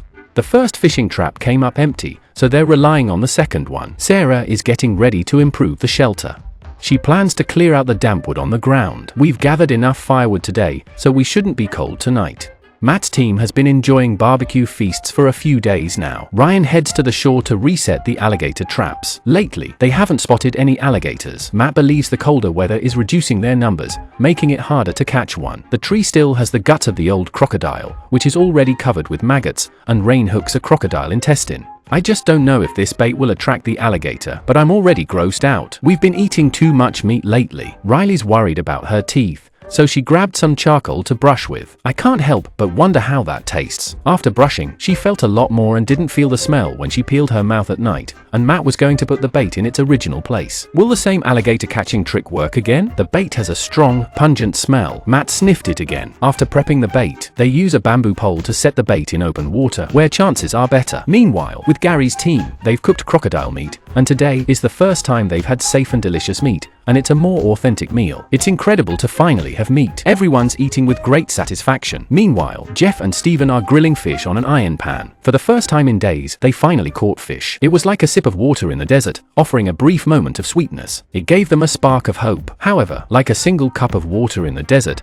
this fish alone wouldn't last them until day 60. So, they still have to keep trying for an alligator. Snyder is on this side. He checked the fishing hooks and informed Sarah about the lowering water levels. They didn't catch any fish, but he gathered some tinder for the fire. As night approached, despite the large fire, Sarah felt chilly as the temperature dropped, so they slept close together. Wouldn't this be better? Around 2 a.m., Snyder was curled up by the fire when the flames suddenly flared up. The shelter ignited, but they caught it in time. Losing it isn't a huge problem, but if the crew shows up tomorrow to just ashes, that's a big issue. Day 14 dawns with the memory of last night's fire scare still fresh. Their leaf shelter is highly flammable. Their shelter could easily catch fire. The morning is freezing, so they huddle inside, waiting for the sun to warm things up. Once it warms up, they resume gathering palm leaves. The shelter is their top priority, even over food, to ensure they sleep well. Sarah is really giving it her all. Susan used to do these tasks, but after Susan quit, Sarah had to take over. Over at Gary's team, They've been working on crocodile meat all morning, and they've been smoking it on a branch of a tree that they've been able to eat a whole thing. Despite their swift efforts, some of the unprocessed meat had already begun to spoil. Alligators carry a lot of parasites and worms, so the meat spoils easily. If not handled properly, it poses many risks. Amber is handling this meat that's on the verge of spoiling. She must keep it hidden from Gary, knowing he's a scavenger. In his blog, Gary often mentions eating spoiled meat. He'd even use feces for soup if it wouldn't kill him. To Amber, this is risky. but to Gary, in survival, nothing goes to waste. Even the intestines are roasted and eaten. This clearly fits Gary's survival philosophy.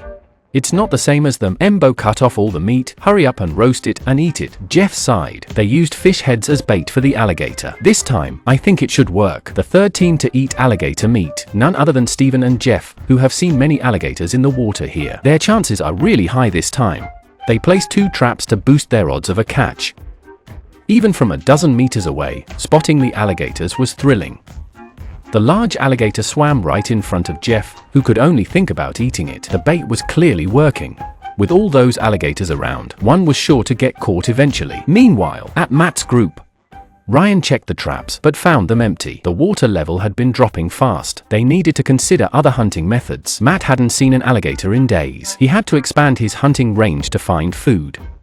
Bow hunting was his specialty. He saw signs of prey on the ground, but didn't find any nearby. Today's hunt was fruitless. He planned to cross the river to explore, despite his lifelong fear of water. On a previous survival challenge on a deserted island, sharks had terrified him. During the Amazon challenge, he faced alligators once more and got a parasite infection. Despite the dangers, he had to conquer his fear to stay alive. Night fell, and the wind picked up again.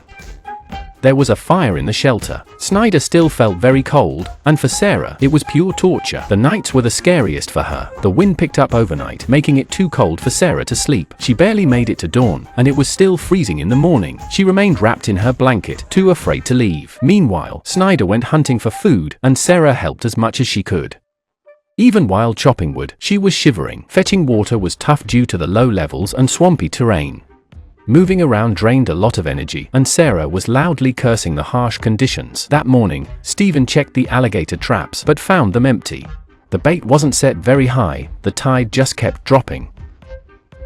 Every time he set the height, the water level would drop significantly the next day.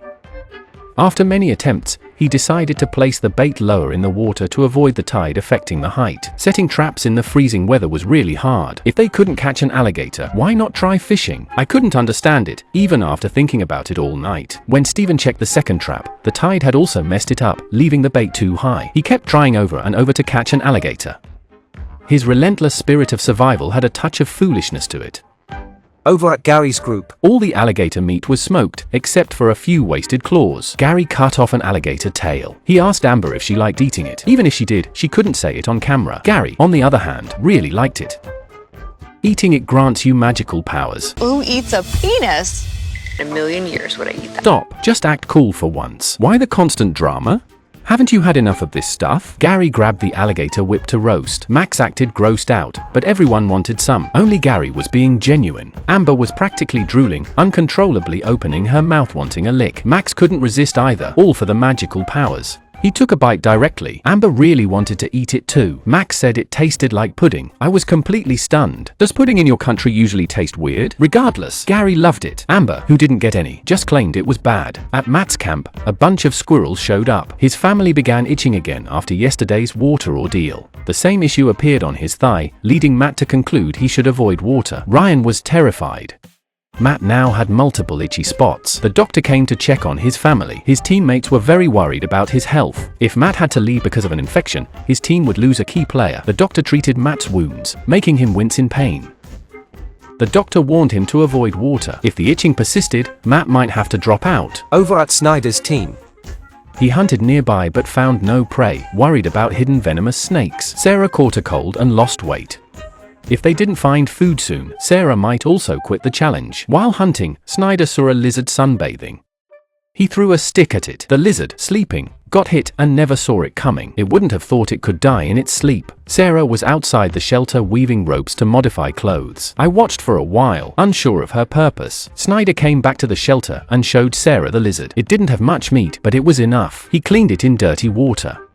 Then he put it on a stick to roast. Wouldn't soup be better? Roasting made it tasteless. Lizard meat with wild vegetable soup would be more filling. Don't be deceived by their apparent enjoyment. After days of starvation, unseasoned meat is barely palatable. Gary's alligator meat had been roasting for 2 days. The shelter was also filled with alligator skins, either drying to make skate shoes. Singing, dancing, and rapping are all easy. Stay here. What's up with these flies? The small pieces of meat are almost done, but the big ribs are still pretty raw. If we don't handle it properly, it'll spoil quickly. The meat needs to be dry to keep the flies away. The flies here not only eat the meat but also bite us. Amber's feet are already bleeding from the bites. Let's get rid of the crocodile skin quickly. The discarded raw meat attracted a lot of flies. Around 4 p.m., Stephen decided to check the crocodile traps. He wanted to check if the tides had messed up the traps. He was really hoping to catch some crocodile meat since there are plenty around. It's only a matter of time before we snag one. But to their surprise, they hooked a huge catfish instead.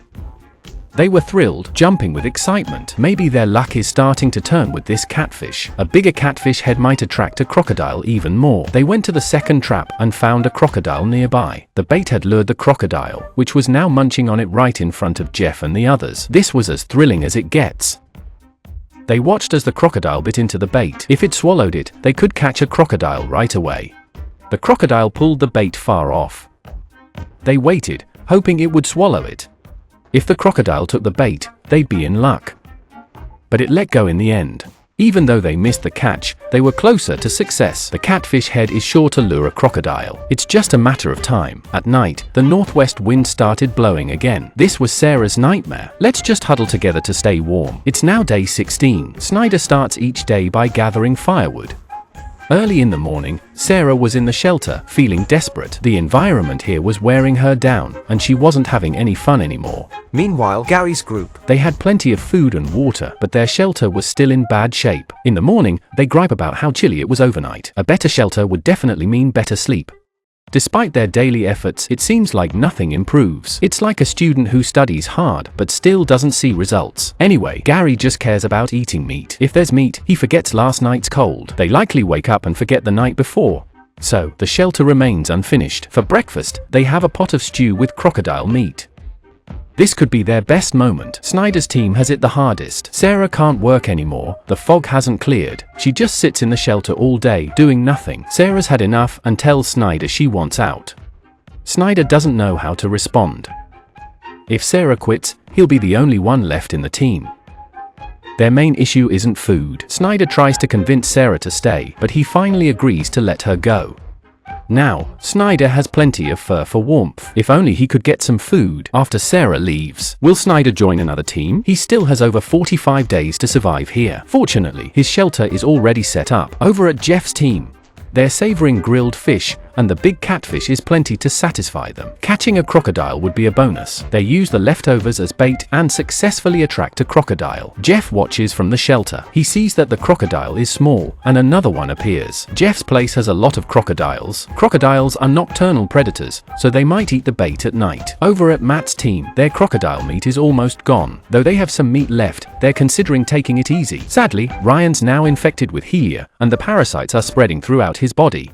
Now, neither of them can go into the water, which limits their actions. Only Riley is still unaffected. If he goes into the water too much, he'll definitely get infected. Seeing his two teammates already incapacitated, he'll avoid the water as much as possible. With their jerky nearly gone, they're worried about food again. Fishing might be their best option now. Matt plans to modify the arrowheads and use bows and arrows to catch fish.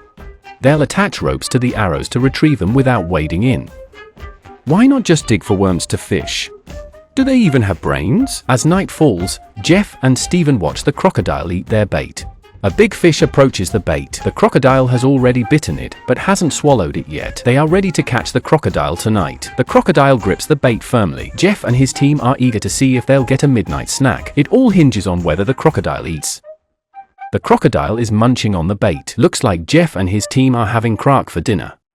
They're too excited to sleep and are already planning how to cook the crocodile, catch or no catch. They're already excited. Snyder feels lonely tonight, and the girl is just a bystander. Honestly, it wouldn't matter much if she were alone. On day 17, Jeff's team finds the crocodile trap has worked. They're figuring out how to haul it ashore. I've heard this plan 3 times now. Grab the head, hold the tail, and get the tools. They're not nervous at all about catching the crocodile. They've been talking about this plan for hours. If it were me, I'd have eaten the crocodile by now. Steven grabs the crocodile, while Jeff tries to hook it with a grappling hook to pull it together. Slowly, they drag the huge crocodile ashore. They cover its eyes with a strap and then tie its mouth. They get their tools ready to finish it off. This crocodile is probably the biggest one. It's not just food, it's a lifeline. They plan to build a smoker to process the meat. Meanwhile, in Matt's group, Riley is making a fish trap. They didn't worry about food until now. Matt and Ryan go to the shore, aiming to shoot fish with bows and arrows. Fishing would be easier, but they want to flaunt their skills. The first arrow misses, and the second one drops. They can't even get the arrows back. It's hilarious. In this group, fishing might get you arrested. Otherwise, they would have thought of it. Over in Gary's group, They've eaten half of their crocodile. They keep filling the gaps in their shelter with mud. Gary finds a bone and cracks it open, eating the marrow. This old man eats whatever he finds. There's still plenty of meat on the crocodile's head. They carefully examine the crocodile head. Ember suggests they plan to keep it here as a memento. Anyway, if they don't eat it now, it won't go to waste. Even if they get sick, they can give it to Gary. Anything they don't eat will be Gary's food. Gary thinks it's a waste that they don't eat the dumplings and says he would definitely eat crocodile dumplings. Amber, on the other hand, feels that since she's already given Gary the crocodile head and feet, he has plenty of meat. This leads to another argument, which is quite awkward. Amber and Max are very picky eaters, which makes Gary very unhappy. But Amber thinks it's fine to give Gary what they don't eat. Gary just eats what they don't want, but that doesn't mean he's greedy. Gary roasts and eats the crocodile tongue, which Amber finds disgusting. Meanwhile, Matt and Ryan are lying down. Lately, Matt and Ryan have been mostly staying in, enjoying roasted meat and feeling pretty comfortable. Teams with food get more screen time, unlike Snyder, who's all alone. The production crew has stopped filming Snyder altogether. Meanwhile, Matt and Ryan are dealing with parasites, which is really affecting their team. Steven and Jeff are planning a smokehouse for everyone, but processing the crocodile is a huge task. Steven is figuring out how to deal with the crocodile, while Jeff is preparing to smoke the crocodile meat. He found a tree that's hollow inside. This tree hollow is ideal for a smoker. We can start a fire underneath and smoke the meat in the hollow. I bet we can smoke a lot of meat at once. He's really thankful to nature for this setup. Steven's group is nearly done processing the meat. They've got some boiling in a pot, and Jeff is busy setting up a meat smoking rack. He set up the smoking rack in a tree hollow and stoked the fire. This technique works great. I have to say, Jeff really knows his stuff. The meat's sure to be tasty. Snyder checked the fishing setup, but we came up empty. He spotted a crocodile lounging on the opposite bank and considered swimming over to wrestle it. Despite the danger, he went for it. Seriously, is he really going to wrestle a crocodile? He reached the shore and tried to sneak up on it. Unfortunately, the crocodile saw him and Snyder was doomed. As night came, Jeff's group got ready for a barbecue feast. Today was a win for them. After so long, they finally enjoyed a big barbecue with the long-awaited crocodile meat. They finally got to taste it. It's now day 18. At Gary's place. Early in the morning, they're having a barbecue breakfast. It feels like a vacation, with grilled meat every day. The meat is super fatty, and Gary can't get enough. They're grilling and eating non-stop, enjoying barbecue whenever they please. What surprises await them next? Don't miss the next video update.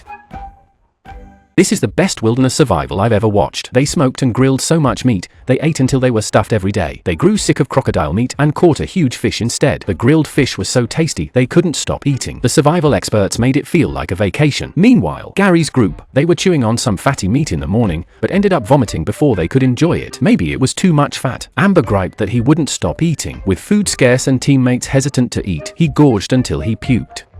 It's generous we haven't fed you to the crocs. Yet, minutes later, he's grilling more meat. Max was baffled, and Amber called him nuts for eating non-stop even when full, saying it was just wasting food. Meanwhile, Matt's group, they were already facing a food crisis, and both Ryan and Matt were infected by the sea rat. The fish traps they set up yesterday yielded nothing. The crocodile bait was still untouched, so they resorted to hunting with bows and arrows. They noticed signs of sea rat activity nearby. This meant there was a sea rat nest nearby. For Matt, catching the sea rat was not just hunting, it was also about revenge. The sea rat lived in this tree hole, and they planned to smoke it out. Riley believed today was the day to avenge the two men. Catching the sea rat would help with their food shortage for a few days. Going through this whole vegetative area, there's a nutrient den somewhere. We figure out where he's hiding. At the captives' camp, That's his hole right there. I would almost gamble Yeah, it is. to bet he's in this hollow part right now, just hunkered in there. We blow fire in that hole.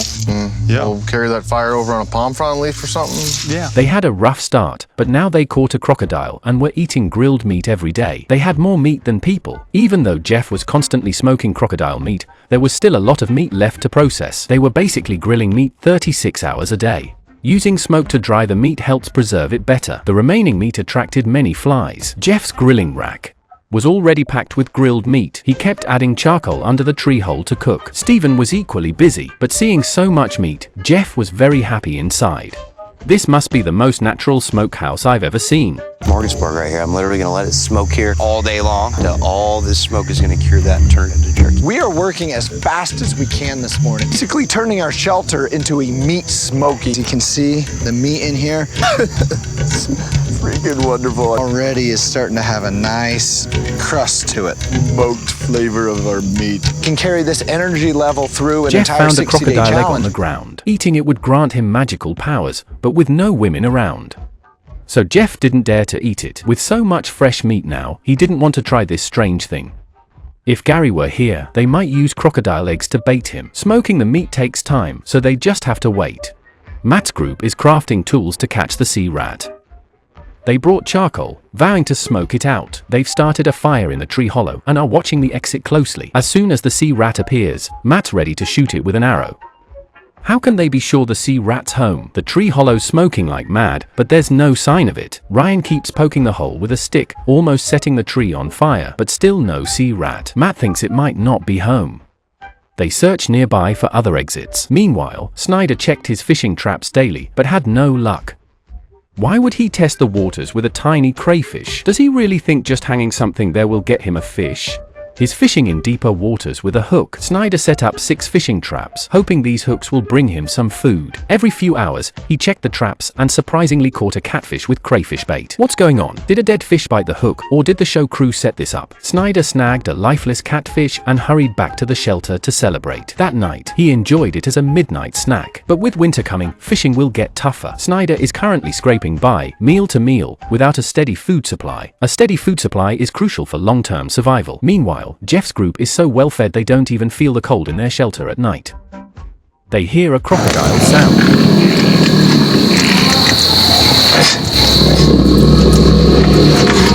Stephen thought it might be a big carp, but then wondered if the crocodile was seeking revenge. They were too frightened to leave the shelter. Stephen had a realization, perhaps they had eaten the crocodile's wife. The crocodile continued to roar outside. Stephen, who had eaten someone else's wife, was afraid to go out and look at the shelter, and the water outside was freezing so badly that they quickly set the fire on fire. If the croc does come for revenge, at least there's enough fire to roast it. They were too scared to sleep last night. Now it's day 19. At Gary's camp, The grilled meat is going bad. They've been smoking it for 6 days, but it's still not drying out. Clearly, they're doing it wrong. They figured out that one crocodile won't last because preserving meat here is hard. Ambo decides to use its foot as fishing. When they have meat, they skip fishing. They only fish when they're nearly starving. There are lots of catfish, and Umbwa is great at catching them. He thinks it's his job now to fish and feed Gary and Maximum. Over at Matt's group, they've decided to set traps to hunt the sea rat. Why bother with sea rats when there are fish to catch? I doubt they even know how to fish with worms. Ryan made a small trap. If the sea rat comes this way, it'll get caught. But why would it just walk into the trap? Ryan plans to set the trap on the sea rat's path. They've set up one trap here, relying solely on it to hunt. The success rate is way too low. Over at Jefferson's group, they recall the crocodile's roar from last night, sounding like a dinosaur. The crocodile came out last night searching for a mate, unaware its partner was hanging on their salt rack. Jeff estimates it was 3 meters long. Definitely a man-eating monster. Now, with the weather getting colder, fishing and hunting will become more difficult. But they still try to store more food for winter. Steven uses the crocodile's innards as bait, hoping to catch its mate for food. While setting the crocodile trap, something moved in the water. It was a big turtle. Over at Snyder's group, he had a meal of meat yesterday, and since he's not hungry now, he plans to explore other areas and finds deer tracks. If Snyder manages to hunt a deer, they'll be set. He guesses the deer come here to drink water. That's a good sign, but on his way back, he spots a huge spicy strip nearby. It's the biggest one Snyder has seen so far. You can't waste food that comes to you. A stick is all it takes to deal with it. Today's meal is sorted. Even a cut-off tongue can still bite, so don't toss it. Pocket it and dispose of it properly. Meanwhile, at Gary's group, a deep-sea monster swims in the river while 2 ancient turtles sunbathe. Gary spots them and plans to swim over and ambush them. He's tired of eating crocodile meat. If he can catch these 2 turtles, it would be a nice change. But catching these turtles isn't easy. They may look slow as pigs, but they can move really fast. Gary tries to sneak over, but a fish startles him from behind. Unaware, Ambo calls out, thinking Gary's just swimming. Max sees it all. Before Gary can approach, the turtles scatter. Gary likely wants to whip Ambo with his belt. But something even scarier happens. A crocodile appears near Gary. Actually, there's no need to be afraid. Some crocodiles are friendly. Sometimes, it might just want to be friends with you. But Ambo thought this was a terrible idea. If Gary got hurt, he'd be a burden to the team. Gary might have found it funny, but his teammates weren't happy with his antics. By day 20, the temperature had plummeted. Jeff felt the cold, despite their inadequate shelter. Even though they had lots of meat, they still checked the fishing traps daily. Steven would dive in to fix the traps without a second thought. He had no fear left. Meanwhile, Gary's group faced a grill malfunction. Max noticed the wind direction changing. Winter would be much tougher. They took advantage of the remaining time to gather more wood. Food is scarce in winter, and they needed wood to stay warm. Soon, they had collected a lot of wood. By nightfall, they were sleeping around the fire. Max's breath was visible, indicating not just the cold weather, but also that his breath was pretty bad. Matt and the others were freezing too. It was tolerable with meat, but being half-fed daily was tough. Jeff's group had the worst shelter, despite having lots of food and drink. Snyder's shelter was the best, but he was very lonely. Even with many furs, it was still cold. Ambo got to touch a piece of wood while sleeping. Although he wasn't burned, his foot got hit. Clearly, Ambo had to bear everything alone tonight. On the 21st morning, Ambo ate grilled meat. His foot, hit by wood last night, wasn't hurt, but it looked really dirty. Over at Snyder's place, he now had 3 furs. He was doing well in all aspects. Except he hadn't gotten much food. The weather was only getting colder. Without food, surviving the winter would be tough without food. Snyder's main goal was to hunt a deer for its meat and warm skin, and the meat would last him a long time. Even before hunting, he started building a smokehouse. Logically, every team had caught a crocodile by now, so Snyder should be next. Meanwhile, Matt's group drank water after waking up and checked their hunting traps, hoping to catch a sea rat. This was Ryan's first time setting up traps. When they got there, they found a sea rat in the trap.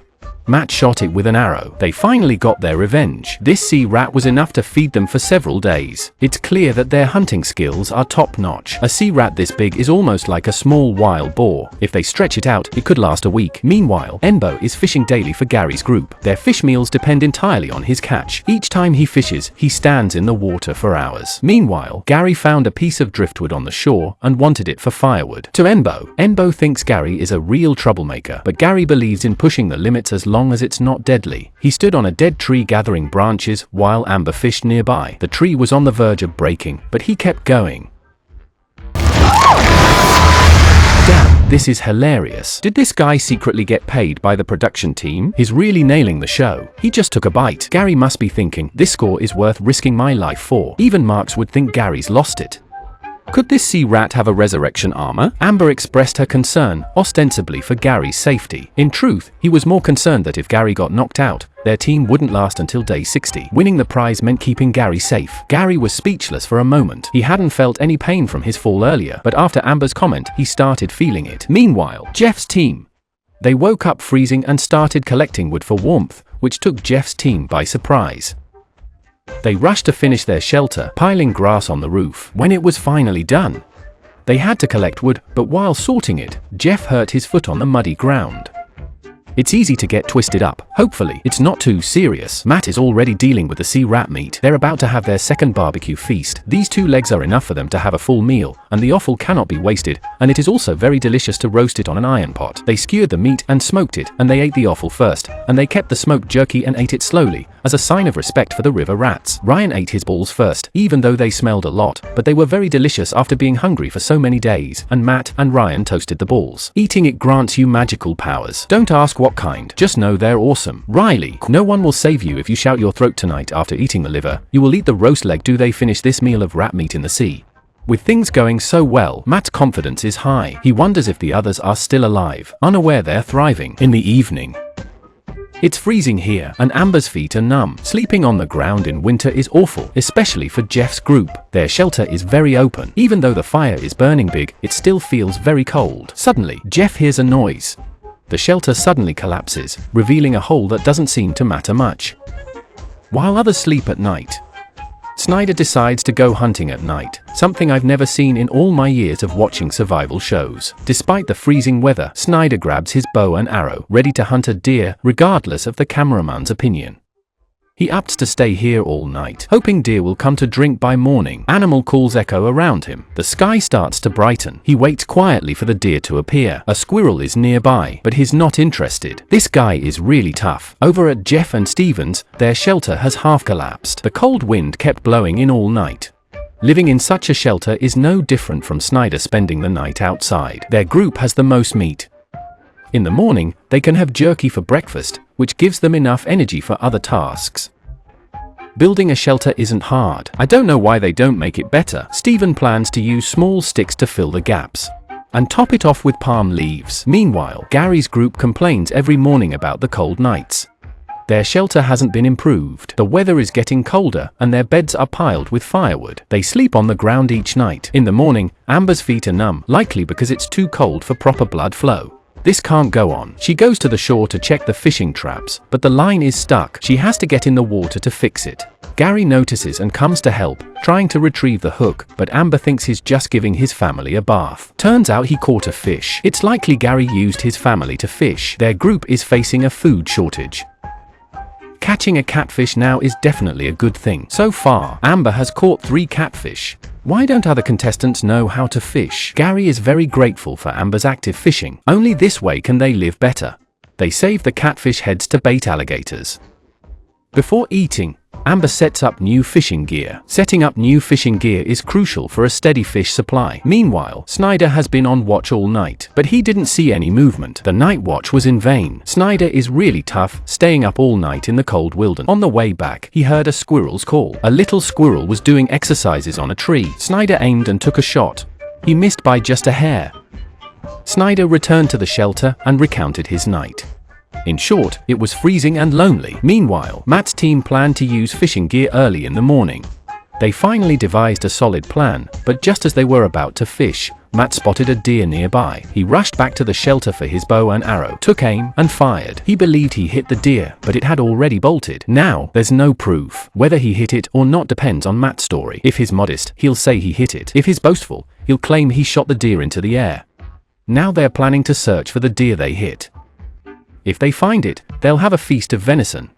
They saw deer tracks on the ground. The deer must have passed through here. Sarah found some blood on the ground. Just a drop. You could say it's from the deer's period for all I care. I won't believe it until they find the deer. They followed the blood trail to search. Matt was already planning how to cook the meat, but finding a deer in the vast forest was like searching for a needle in a haystack. Meanwhile, Gary's team, they were already roasting meat in the shelter when Amber saw the fishing line move again. Gary checked and caught another catfish. This was really lucky. They hadn't even finished the last fish, and now they had another one. They couldn't finish all the fish. Today, they achieved fish freedom, all thanks to Amber. Max felt guilty because he hadn't caught anything. But Amber offered to share his catch. That night, Max returned the favor. After roasting the fish, they ate it bite by bite. The fish was tender and juicy, full of fat, much tastier than alligator meat. At this moment, it started to rain again. Jeff was still building the shelter. Rain didn't just mean getting wet. It also meant the next 2 days would be freezing. With the shelter unfinished, the nights were unbearable. The one good thing for Jeff's team was their ample meat supply. They kept adding leaves to the roof. Staying warm isn't the priority. As long as it keeps the rain out, it's fine. Thunder rumbles, and soon it begins to rain. Snyder is collecting firewood. He has to gather enough before it rains. Right now, Snyder's fire is the weakest. Unable to lift, the girls left. Meanwhile, Matt's team is still searching for the trail. The rain will wash away the deer's blood. This just complicates things more, and Matt's hopes for a venison feast are fading. Meanwhile, Steven's team is still working on their shelter in the rain, despite the cold. They're not scared at all. After 22 days, their shelter still lacks a bed. No wonder they turn into popsicles at night. Matt's team hesitates to return, still wondering where the deer might be. They've been searching for hours, and now it's raining again. They're already freezing, and their search will be fruitless. Meanwhile, Gary's team huddles in their leaky shelter, avoiding the rain. Their shelter still leaks, and Amber's feet are numb from the cold. They could have built a better shelter, using dry grass to make a bed. Why don't they do that? The rain stopped around 9 at night. Snyder is sitting in his shelter, not sleeping. He feels very bored alone in this villa. He hasn't eaten anything for days. Around 2 in the morning, sparks reignite the shelter. Snyder is sleeping like a log. This is bad. He thought this time the shelter would definitely burn down. But Snyder noticed it again and quickly got up to douse the flames with water. It seems fate wants to toy with him rather than let him die. But rather to toy with him. On the 23rd day, while fetching water, Snyder saw a crocodile sunbathing on the shore. Now he drinks water daily, uninterested in the crocodile. The wind is fierce. Returning to the shelter, he found the fire out. He had to start the fire again. Losing the fire was a huge blow to him. Now Snyder is living worse than a dog. This swamp is really hitting him from all angles. Matt's team is out again, looking for the injured deer. If they can find it, they can live well. On their search, they found a spicy snack sunbathing. Spotting a spicy snack in such cold weather is unusual. It's very spicy and needs careful handling. Matt used a stick to pin its head down. Riley quickly finished it off. Matt grabbed the snack, ready to use it as hot pot seasoning. These guys eat everything except chicken heads and feet. They eat a ton of everything else. Ryan even thought it tasted good. The tongue they cut off shouldn't be thrown away casually. It's best to pocket it and sort it properly at home. Even though they didn't find the road, discovering a spicy snack was a real win. At least it counted as a meal. They cut out the heart of the spicy snack, and Riley ate it in one bite. Maybe the $100,000 prize is really too much. Otherwise, they wouldn't be putting in so much effort. Riley, who had never tried a spicy snack before, began eating everything. With this snack, they decided to stop searching for the road. Meanwhile, after some radio exercises, Amber's foot got better on Gary's team. Max kept adding mud to the walls to waterproof the shelter. But no matter how well it was built, the entrance was as big as a zipper, so how could it keep warm? Amber said his foot no longer felt swollen. He thought it was a good sign, but Gary disagreed. The swelling hadn't stopped, it was just being contained. It was limiting it. Now Amber only thought about fishing. To save his leg, the doctor came to check on him. The doctor told him it was a routine check, but the condition was already severe. During the check, Amber's foot had no sensation. His teammates were stunned by the news. The doctor warned it was serious, but Amber refused to quit. The doctor couldn't persuade them, so he contacted the show producers. If Amber had to leave, the team would lose their fishing food source. Given the circumstances, they'd probably have to quit. The producers, worried about Amber's safety, called him out for a talk. The producers decided to force Amber to withdraw. Gary and Max didn't know what to do, but Amber was very reluctant to leave. After all, they were halfway there. The $100,000 prize. He couldn't believe it was slipping away. Gary was heartbroken too. They couldn't make it to the end. Amber had put in so much effort to get food for the team, and his exit was truly heartbreaking. His teammates reassured him, saying he hadn't lost, just missed the prize. Amber left with them, singing "One Life, One Love," but he felt very upset inside. He really didn't want to leave. So, what surprises will the contestants face next? Stay tuned for the next episode. This is their best hunt ever. They snagged a huge 200-pound alligator and savored some tasty roasted meat. They used alligator fat to make soap, turning their survival skills into a vacation-like experience. On the 24th day, Jeff's group is up early gathering firewood. Wood is crucial for staying warm. Perhaps due to the cold, they haven't spotted an alligator in 4 days. They still check the alligator traps daily and catch catfish to eat. The crocodile bait failed again, and Stephen found out that there was a sea carp rat nearby, and this guy got the nut bag to carry it out. Jeff grabbed a stick and moved to corner the nutria. They intended to kill it with the stick, but would it be that easy on the water? As they got closer, the nutria quickly escaped. It was their first time seeing one, and it was enormous. Catching it for soup would be ideal. Jeff decided to set traps here to catch the sea otter rat. Its appearance was a good sign. At the very least, they now knew there was another type of prey to eat. They quickly began cutting sticks to set up marsh rat traps. This sea rat is amazing. It gave me an immunity to viruses in my stomach. It's the same kind of animal. If there's one thing I want to kill here, it's this. This sea rat messed with Jeff's nuts, and he vowed to get even. The day before, Mark's group had also gotten their payback. And they had a barbecue, and this time it was Jeff's turn, and they laid a net here, vowing to catch the sea rat, and he will break it into pieces. Catching a river rat doesn't need that many traps. They must be aiming to wipe out the whole family. Meanwhile, at Gary's group, their team lost Amber, and even Max looks exhausted. They went out early to check the alligator traps, but without Amber fishing daily, now they have to fend for themselves. When they checked the traps, they found them empty. They aren't great hunters, so fishing is their best bet for protein. Gary is underwater checking the fishing gear. He has set up many fishing rods here. I just wonder why he has to stand in the water to fish, while Max is resetting the alligator traps. Hoping to snag another alligator, Gary wades in to adjust the fishing lines, but comes up empty. They haven't spotted an alligator here in a week. They're running low on food. 2 eagles circle above, and Gary quips that the birds are eyeing too soon to be starving people. Meanwhile, Matt's group recently snagged some spicy snacks and savored roasted meat with a divorce certificate. They're currently the best off. They have the biggest group and plan to check the alligator traps today. It's been ages since they last had alligator meat. During winter, spotting an alligator is rare, let alone catching one. They head over to check the traps. They see the bait untouched. The first trap is empty, so they head to the second one. Before they even get close, Matt notices something. Ryan gets excited too. Matt slowly pulls the rope. They actually caught an alligator. This is incredibly lucky. They quickly go back to tell Riley the news. They caught a large alligator. Before handling it, they rub potash on their faces, believing it grants strength and luck. This is the warrior's paint before battle. Alright, I can't keep this up. It's actually just a simple ritual. They spot the alligator hooked on the shore, and it's twice as big as their last catch. They strategize on how to haul it in. Ryan decides to loop its mouth, because when the alligator struggles, its head moves a lot. Using the loop to hold its head will stabilize it. Then Matt can use a bow and arrow to kill it. They drag the massive alligator to the shore as it thrashes in the water. Thankfully, the paracord holds strong. No matter how hard it fights, the alligator can't break free from the rope. Watch out!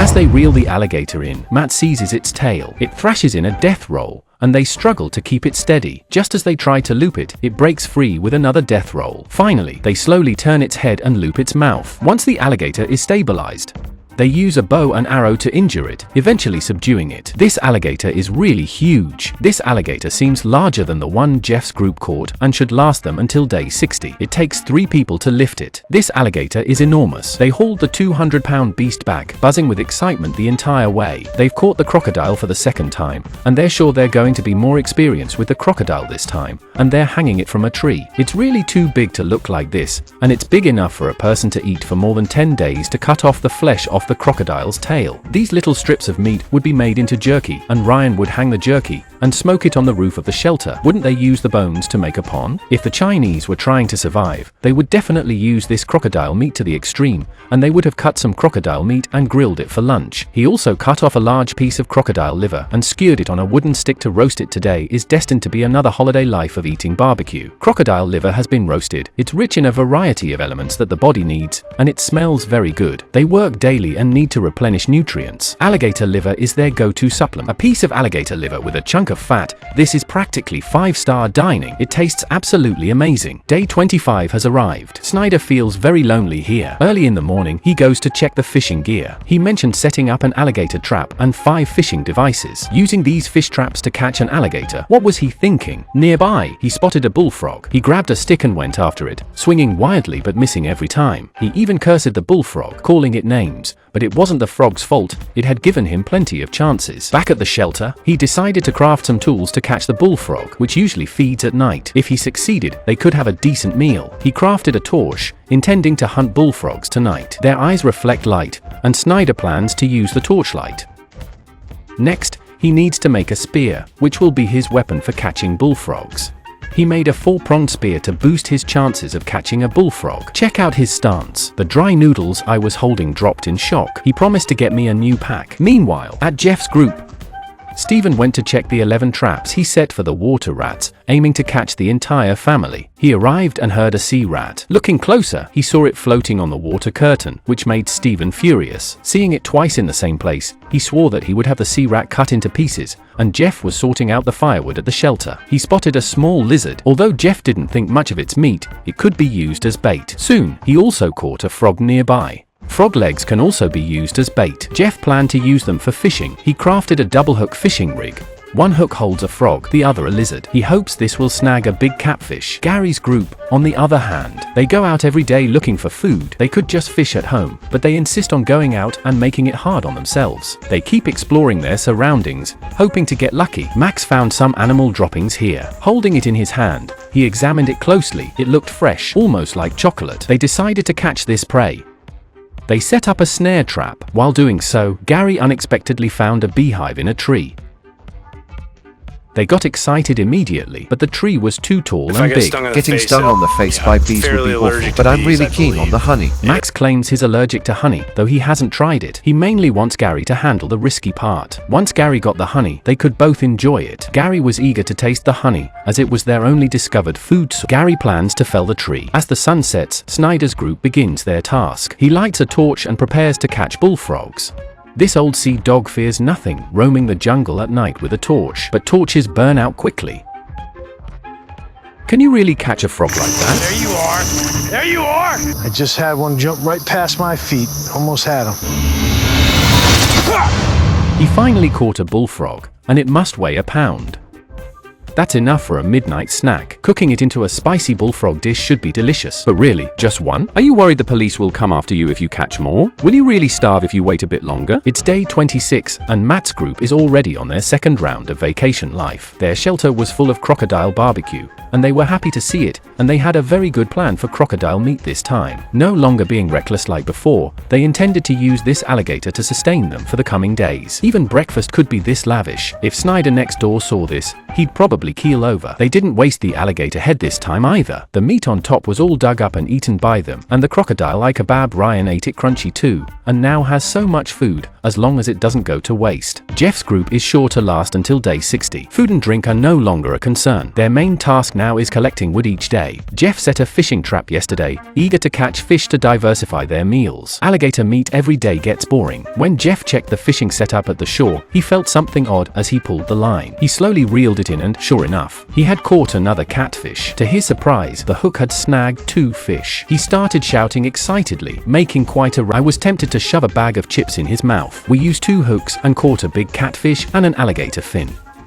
Today is clearly Jeff's day. He eagerly bagged the fish while Stephen kept working. Unaware of Jeff's situation, The catfish had eaten frog legs, and the alligator gar had eaten a small lizard. To Jeff's surprise, he had caught a fish that looked prehistoric. The alligator gar's skin was tough, but the meat was tender. He's excited for today's grilled fish feast. After days of alligator meat, fresh fish will be a welcome change. They were quite pleased with the meal. A full belly makes for a good night's sleep. Meanwhile, Gary's group seemed to have lost their fishing touch without Amber. Each day they search for food, but their traps come up empty. Today, they aim to cut down trees for honey. The honey's sugar and energy will sustain them for days, but bees can be fierce. Their only defense was their speed. If they ran quickly, the bees wouldn't catch them. Gary cautioned Max to stay alert, because bees are drawn to black things. In the jungle, black bears are their worst enemies due to honey theft, sparking a long-standing feud. And in the eyes of the bees, Max is just like a black bear. I hope he can endure it for the sake of the team. Max is quite anxious now. Gary has begun felling a tree, which will likely take hours to cut down. This wood turns out to be solid, and it's redwood too, perfect for making furniture. While Max is chopping, he noticed bees starting to appear nearby. The bees above seemed to sense it too. Max kept swinging his axe.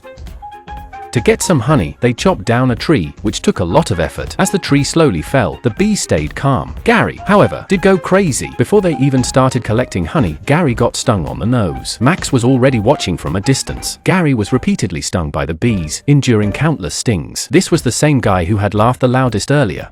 The bees were now extremely agitated. They could use fire to drive them away and collect the honey. To get it, Gary showed no fear. Using 2 pieces of charcoal, he set the beehive on fire. Amidst the bees, he kept chopping down the tree. He got stung quite a bit along the way, but he kept chopping. The honey inside was what Gary wanted. They only got a small taste, but it was delicious.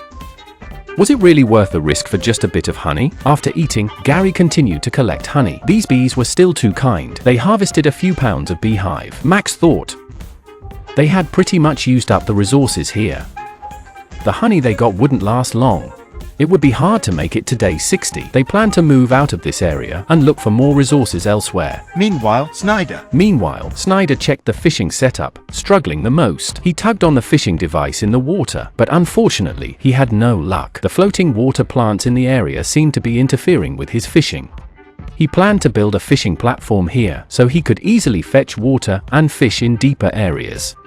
Although he had plenty of time, he chose to build the platform the next day. Meanwhile, Jeff's group had begun storing meat.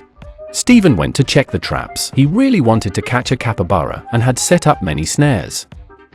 But he found nothing. One line was dragged away. He followed it and saw it had been bitten off. This really surprised him. The mark suggested a large creature. Stephen thought they might have caught a capybara, but a crocodile had stolen it. They realized they needed to be more cautious. On day 27, Gary's group enjoyed honey in their shelter. They were planning their move, even though there was still honey around. The rivers and swamps made it hard to carry too much. They planned to build a raft, dismantling the wood from their shelter to construct it. It didn't take them long. The raft was quickly built, saving them the time of chopping wood. They tied the logs together with rope, and now they are ready to set off. Meanwhile, Matt's group has plenty of food and water. Their shelter is stocked with crocodile meat, and they plan to make soap from the fat. The fat tastes delicious, and they have roasted meat every day, living quite a comfortable life. They boiled a big pot of crocodile oil, poured it into bamboo tubes, and then added charcoal ash to make lye. Charcoal has sodium hydroxide, which helps turn fat into soap, but it's corrosive, so avoid getting it in your eyes. Once the lye was ready, they poured it into the boiled crocodile oil. It smelled quite nice. They poured the oil into the iron pot. Then they kept stirring it. Once it cooled, it would be ready to use. Gary's group was preparing for the move. The raft was done, but they still needed a paddle. As they dried their supplies, they noticed a foolish bird foraging across the bank. Max decided to swim over and snatch its fish. The bird was eating fish on the other side. Before it finished, they quickly swam over. The bird had caught a big fish. These two guys bullied the bird, chased it away, and successfully got the fish. The bird watched them from the water, unable to believe it. It couldn't believe humans had stolen its food. They got a big fish, and Max was proud of it. The bird must have hated them. Soon, the fish was roasted, and Max enjoyed it immensely. This stolen fish feast replenished their energy just in time for the move. They were so stuffed that they decided to rest for a day before leaving, even with half the shelter dismantled. Meanwhile, Matt's group They were well fed and started enjoying life. Matt and Ryan were making a wooden chair just to find something to do and burn some energy. Gradually, they were moving from the primitive era to a more civilized one. If it were me, I'd make a bed with all this time. Ryan even decided to craft a nameplate for the shelter, chopping wood and sweating heavily, but he didn't worry about food and drink. Sweating more was just a workout for him. Ryan wrote on a stick with charcoal, naming their group. They hung the wood next to the shelter. They had been here for almost a month and had fully adapted to life here. They have the skills to live here indefinitely. The soap they made earlier has now cooled. Riley applied some soap to his hands and kept scrubbing his body. Bathing with soap indeed makes you feel much cleaner. They used their knowledge to improve living conditions here, even making soap from crocodile fat. Night fell. Stephen heard a growl while sleeping. A black bear appeared nearby. He didn't dare make a sound as the bear was right outside the shelter. The bear, nearly the size of their shelter, was terrifying. If Jeff and Stephen could hunt it, it would be quite a spectacle. On the 28th day, they heard bear calls nearby the previous day. Today, they chose to investigate. Jeff assumed it was just a large animal, not a bear. They began searching for tracks around the shelter. Stephen found footprints on the ground, confirming it was a bear last night. It was very close to their shelter. They guessed the smell of crocodile meat attracted the bear. Jeff now realized that processing crocodile meat at the shelter and handling several fish had created a strong odor. He never expected to encounter a black bear here. The bear's footprints were huge, suggesting it might come back for food, but they had no plans to hunt this bear. Well-fed people fear death. They followed the footprints and found bear droppings. Stephen guessed the bear was nearby. If they fought the bear, it would be a dead end for them. Meanwhile, Snyder Had been managing this spot. Today, he aimed to build a fishing dock. The floating plants here were too numerous, hindering his water access and fishing. Though he had been hungry for days, he still found the energy to build a dock. He intended to use wooden stakes next to a fallen tree to keep the floating plants from spreading. The plan was straightforward, but executing it was tough. Doing it solo was even tougher. Meanwhile, Matt's group rationed their food daily, making sure not to waste any meat on the bones. They planned to finish the crocodile before hunting again, as its tail was rich in meat and fat. They put the meat in an iron pot to make soup, eating 2 sections of the tail in one meal. They ate the sliced crocodile meat directly. Snyder has cleared a patch of land, and the fallen trees act as a natural dock, provided there are no floating water plants. Fishing should be fairly simple. While standing on the tree to clear the water plants, Snyder slipped and fell in, getting drenched. He checked if the tree could support him, but a moment later, he was lying on the ground. When he fell, he accidentally got poked by the tree. It looked pretty painful, and Snyder was so mad he cursed at the wood for hours. I take my F asterisk asterisk king balls F asterisk asterisk KU. You want a war? You want a war? I'll kill you. I'll kill you! Or it will be. Or it will be. Later, the doctor checked on her and said it wasn't serious.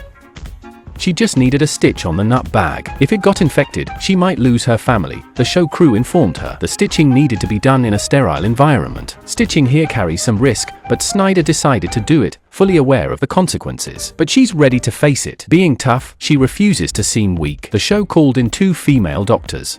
They stitched up her wound, and she can't get it wet for a while, which will limit her hunting range. At night, Snyder sat in the shelter, reflecting on the day's events. It had truly been a thrilling experience. He thanked the wood for sparing his family. It was now the 29th day, and Gary's group woke up early. Today, they begin their move, bringing along all the furs and honey. They chose their route on the map, noting that the area is full of swamps and the terrain is very complex. They decided to use some large trees as landmarks. Once their plan was set, they began their journey. Gary hoped to find a place with more crocodiles, as that would mean more food. It could barely support 2 people, but Gary and Max set off, beginning their relocation adventure. Matt's group has the most meat. If Gary's group accidentally ends up here, would Matt's group accept them? I don't think so. Their meat is just barely enough to last them until day 60. Adding 2 more people, their meat supply is insufficient. They cooked a pot of meat soup, ate the meat, and drank the broth. This meal will surely send you to the bathroom. After eating, Riley felt a bit unwell. Her stomach was churning, and she ran outside to vomit. This is dangerous. If Riley quits because of food issues, the team will be more competitive. With fewer people, there will be more meat, helping them last until day 60. We're already halfway through the competition. If Riley quits now, it would be a real shame. Over on Snyder's side. He realized the swamp wasn't kind to him and decided to make fur pants to protect his family, something he should have done ages ago. I've been working so hard that my hands are worn out. Despite losing a lot of weight, the waistband still doesn't fit him. He has the biggest but among all the teammates. At last, he made a pair of pants, ensuring his family's safety and lifting his spirits. Meanwhile, Gary's group, they've been drifting for 3 hours, and they're exhausted. They still haven't found their destination. Max saw a crocodile nearby, and they instantly started to worry because the crocodile could easily flip their raft. This area has a lot of crocodiles. Will they be able to find a suitable spot? Stay tuned for the next episode. This man is a genius. He found strange circles of grass on the ground, so he laid a trap here. Did not expect to catch dozens of pounds of heavy rat the next day. They took the rats back to the shelter for disposal. The heart, liver, spleen, lungs, and kidneys of a rat, baked directly on the iron pan. I'm eating a delicious roast. The last episode was about the Gary team building a raft. Move in search of new resources. They came to a new position. I see smoke coming out here. They decided to stop here and have a look. Gary and Max stumbled into Snyder's place. Snyder's been single here a long time. They were also very happy to see Gary. Gary's been giving him honey as a gift ever since. Little did they know that the man in front of them was a poor man, and the one who had the worst day of any team. Snyder says he's been here for 2 weeks. Max expressed great surprise. But just because Snyder is poor doesn't mean resources are scarce. At least Gary brought a paracord to catch the crocodiles here. With Gary and Max on board, that's a good thing for Snyder. Perhaps it will be of great help to him in his next challenge. Snyder told them his story. They were amazed when they heard it. The high guy in front of you is definitely a bad guy. Gary adored him. He'd be honored to die next to Snyder. In order to keep these two idiots, Snyder says there are a lot of alligators here, and deer often come here to drink. He eats catfish every day. To see the crocodile tools they brought with them. Great, because there's a lot of gators here. Have you seen a bunch? There's tons here. So happy to see you boys. Chateau de la Swamp is your home. Especially since they brought the tools I've been needing to take on these gators. When Max hears about the resources here, I feel very interested. Snyder's team grew as a result. Jeff, team this way. Their resources are starting to run short. Black bears have also been spotted nearby. They haven't seen a crocodile for 4 days. In the absence of food, and they work every day. This can cause them to consume too quickly. As the weather gets colder and colder, their challenges will get harder and harder. If we don't catch the crocodile, then the next half of their life is going to be very difficult. I haven't even heard a crocodile lately. Steven guessed that they might be in the water. Wait until the sun is warm. Their only source of food now is fishing in the river, but fish are not so easy to catch. Nor did the nutria trap. Steven was exploring, saw a hive of bees, but high up in the tree hole. Sugar is worth more than gold here. There must be honey in the beehive. He's struggling to get up there. Still cut the wood. A little too big for a peanut brain. CPU is dry smoke, still can't think of a way. Matt group this way. Riley had health problems. She still felt very ill after vomiting. I was on a happy vacation. A teammate's physical discomfort. It took the wind out of Ryan and Matt's eyes. Riley realized he couldn't eat so much meat anymore. She wanted very much to stay here until day 60. Then she has to be careful, in case you do withdraw because of your health. It's a big loss. Ryan really understands Riley, because he's been carried out of the show for vomiting before. Vomiting can easily lead to dehydration.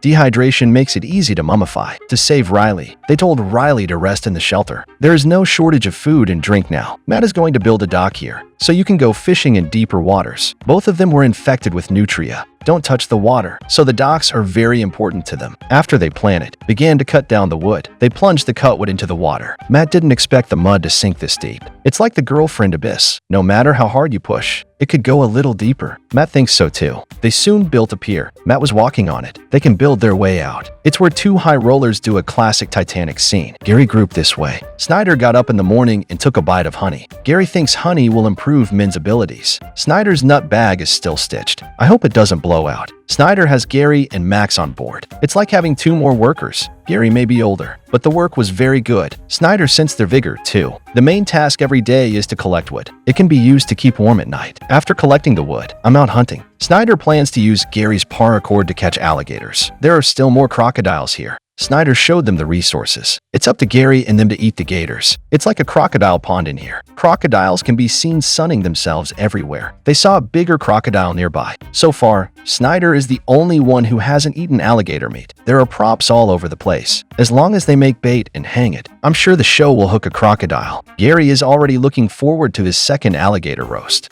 You're drooling. Wait. Yeah, hold on. You're drooling, man. Hey, go and get him, Gary. Just think about the crocodile. Saliva has involuntarily from the corners of the mouth flow out. Gary couldn't wait. I can't wait to get my family out and fish for that gator across the street. This crocodile is too big. They thought the paracord might not be able to pull it, but Snyder thinks that with Gary and Max and their help, I'm sure I'll be eating alligator roast. Jeff teamed this way. He fished on the shore every day, and Steven keeps watching the bee nest. He wants to try to get the honey on it. This would be thousands of joules of energy. Steven cut down a branch, teased the bees directly with the stick. Soon the bees were thoroughly irritated by him. This high guy gets chased and stung by bees. He headed straight for Jeff. Looks like he wants to share the pain with Jeff. Jeff was confused, too. Steven was stung on the head. The bee needles are clearly visible. It was a mess, but it's really exciting. They're discussing plans for how to get honey. Is the tree possible to climb to the nest? Climb it? I mean, it's steep, man. It's like this. If there's anything on the edge of that stick, I can see here in a little while.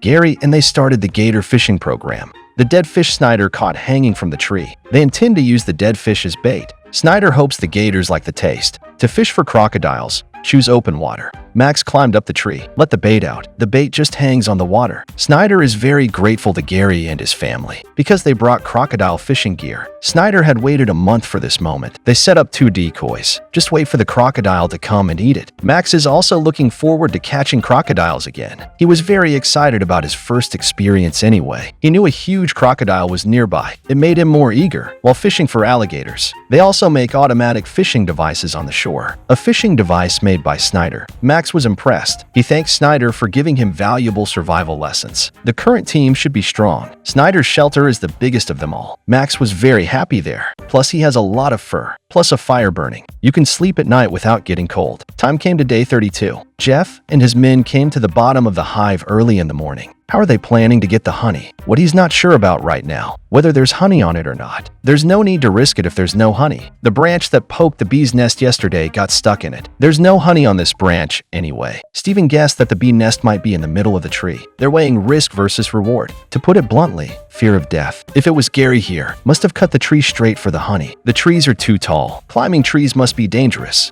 They found black bear droppings under the tree. A black bear was foraging near their shelter. Jeff's guess, black bears appear here. There's a very good chance there's honey on it. Matt grouped this way. Riley felt much more comfortable. Now the task of finding food and exploring the area. Riley will do it all. 2 men in the shelter were infected with nut bags. It's impossible to cross the river. Riley was brave as he was. Isn't she afraid the mussels will get infected? Riley representation. Now the challenge is only half over. She has to find enough food to survive. I admire this girl for not lying down and winning. Matt and his crew built the dock, but not much use. Just this spot. It's fine for pooping. Fishing won't make the difference. Matt is going to make a harpoon. Fish on the dock. The 3 spikes on the harpoon can increase the chance of name and cross more stable. Riley crossed the river and began to explore everywhere. The new surroundings are as interesting as her shopping. She found a crocodile here. The crocodile was swimming about in the water, probably looking for food. Riley would prefer it lying on the shore in the sun. This will ensure that his nest is here. Matt stood on the dock waiting for his chance. It's hard to spear fish, but as long as you show off your skills. Acting cute was his favorite thing. He forks when he sees a fish. Too bad it didn't hit. Always fantasizing about being a sea king. Little did he know he was just a fisherman in the gutter. Riley found a lot of mushrooms here. She picked some and went back to stew. Traces of deer feet were found on the ground. It also means there are deer nearby. Riley took the mushrooms back to the shelter and tell your teammates about the deer. This is a very useful piece of information for Matt. He can go back to hunting deer, but he was infected with a nutria itch. How can you hunt deer if you can't cross the river? He can only put his hopes on this pier. Matt wants to lengthen the pier into a bridge. My teammates laughed when they heard it. It's an incredible thing. The river is about 18 meters long. Riley's reaction to the bridge. I can't even think about it. Build a bridge. It's just never been done. Is it even possible? How do you build a bridge and you can't get in the water? Matt came up with the idea of building a bridge. It sent his teammates into deep thought, so they don't get food because, to build a bridge, Gary grouped this way. They went to check the crocodile traps in the morning. They're really looking forward to catching a crocodile. It had been a long time since Max had eaten meat. They were on the shore checking the fishing gear they placed yesterday. They did catch a big catfish. All of a sudden, everybody's excited. Snyder finally gets a bite of meat. I'm having grilled catfish for breakfast. This fish is not big, but it was enough for them to have a good breakfast. They continued to check the fishing gear. I caught another catfish. 2 catfish were harvested today. It was a successful hunt for them. Snyder was as excited as a baboon with a mating success. Gary thinks he's a good angler, too. They are full of hope now. The Gary team has been at Snyder's for a few days. Today is the first time to eat together. The catfish meat is grilled on a skewer. They devour meat. This feels so good. Only when you're fed will you have the strength to catch crocodiles. Maybe the next one we catch will be a crocodile. The time came to evening. Jeff was sleeping in the shelter when he heard animal noises. Black bears are in the neighborhood again. If they can catch this bear, that must have been very explosive. Black bears are just outside the shelter. They dare not make a sound in the shelter. Steven takes the camera and looks outside. A pair of eyes met him. If the black bear attacks them, I'm afraid Steven and Jeff both need a box lunch. Two high guys were just standing in front of the shelter looking at each other. He's got a fucking leg. That really killed me. Steven yelled at the black bear at the shelter for being immoral. What's the point of coming here in the middle of the night to scare people? Fortunately, the bear did not quarrel with them. They were too scared to sleep. This is the first time I've been up close to a black bear. They quickly turned up the fire for courage. Time came to day 33. Early that morning, they recalled the events of the night before. Very worried that the black bears here will reappear. They feel the resources here have been exhausted. Jeff suggested moving somewhere else because a black bear showed up in the middle of the night. It really scares the shit out of him. Today, they plan to build a raft. They can't move an inch in this swamp. To get the hell out of here, they had to build a raft to travel the water. You need wood to build a raft. They don't have a lot of driftwood in their position, so building a raft was also a struggle for them. Jeff plans to tear down the shelter to build a raft to get out of here as soon as possible. They had to do it. Two people return the shelter, gather the twigs inside. These twigs are of little use, but staying here would scare me to sleep every night. Leaving here is their only option. The raft hasn't been built yet. Their shelter has been torn down. Bundle all the sticks together. Let's hope they build the raft. And Matt's on this side. They have begun to build the bridge. This is definitely a big project. The Wild Man Bridge building team is probably the first of its kind. Well, at least there's more trees on Matt's side. They collected a lot of thickwood. Building the bridge is a big project. They drop trees into the water. Try to build a bridge by building a pier. This is very similar to the principle of the dock. Matt's not afraid to die either. Standing on these twigs and building bridges. They tried to set up branches in the water, then put the stick on top of it. They built the bridge very quickly. First of all, it depends on them that there are plenty of trees here. The speed of construction really surprised me. It's clear that this group of players is the do-it-yourself type. It took so much effort to build this bridge. Must be taking down the show's road deer. They didn't just show how to build bridges. More importantly, they demonstrated their ability to survive. They're indomitable to circumstances. Try to change your destiny through your knowledge. With this bridge, they can explore more resources by going to the other side. Through teamwork, they took a miracle step. The bridge is a symbol of their success here. That is about a 60-foot bridge to be able to walk from. One small step for a survivalist. Officially landed on the other side of pulled it off. Right! Yeah! First bridge ever! It's just incredible. Jeff, team this way. They're building a raft as fast as they can. The shelter has been torn down. If I don't leave tonight, probably scared to death by a bear. The bear has been hunting nearby. They have to find a new place to stay. The way to make a raft is very simple. It's a bunch of small sticks packed together. Make it a balancing device on both sides. Then create a flat surface in the middle. They carry the half-built raft to the shore. Accidentally hit the wood, but it's too late to hurt. They have to find a new location before dark. A rudimentary raft is all it takes. I just don't know if I can float. Gary grouped this way. They're going to look for more honey. Gary has experience picking beehives. They came to check out the crocodile trap. I heard a crocodile here. Marks thinks the bait did the trick. This is where they're going to clean up the water lilies, so the crocodile can see where the bait is. Gary dug up some roots and ate them. It tastes pretty good. It tastes like celery. Gary and Snyder really hit it off because they're both old people. Max is here sorting out the crocodile device. Clear the water lilies from the bait. It's the only way we have a chance of catching a crocodile. Now he is very confident. Jeff over here spent the day building a raft today. They also collected a lot of firewood here. I'm saving it for the night. Try to scare the black bears by setting them on fire. Time comes tonight. It was a little after 2 o'clock in the morning. The black bear growled again in the wild. Jeff, when they heard it, they were on alert, with a knife in his hand, ready to fight black bears to the death. Time came to day 34. They passed the night without a scare. Today they're going to move, go to other new places to find resources. All we have is a few furs and an iron pot. They checked the map before setting out. How should the planned route be taken? On the right, there is a large field of floating water lilies. They had to go the other way. Half of the challenge time is over. The other half of the time, we have to find more resources to stay afloat. They lowered the raft into the water. The raft can successfully float on the water. When they left, do not forget to greet the bear family 18 generations. The raft is not very buoyant. People sit on it. Families fishing down there. If I'm not mistaken, this must be a move the show set up. The Gary group moved to Snyder's, and Jeff's team will probably move to Matt's team. Matt group this way, with this bridge over the other side. He can explore more resources. Matt's out here looking for deer. If you hunt a deer, then they will go straight into vacation mode until day 60. Matt was very confident that he would hunt a deer. Ryan starts applying body lotion early in the morning. These lotions are made from crocodile fat. He's going across the river to set a hunting trap. Here he saw a trace. Ryan suspects this is the path the nutria took. He's going to set a trap here. In case we do catch a nutria, that must have been a lot of meals. See this tunnel right through here. But this is a great spot, natural funnel. Pretty fat belly, so. We have 3 days max worth. Where's that next meal gonna come from? I don't want to touch anything else.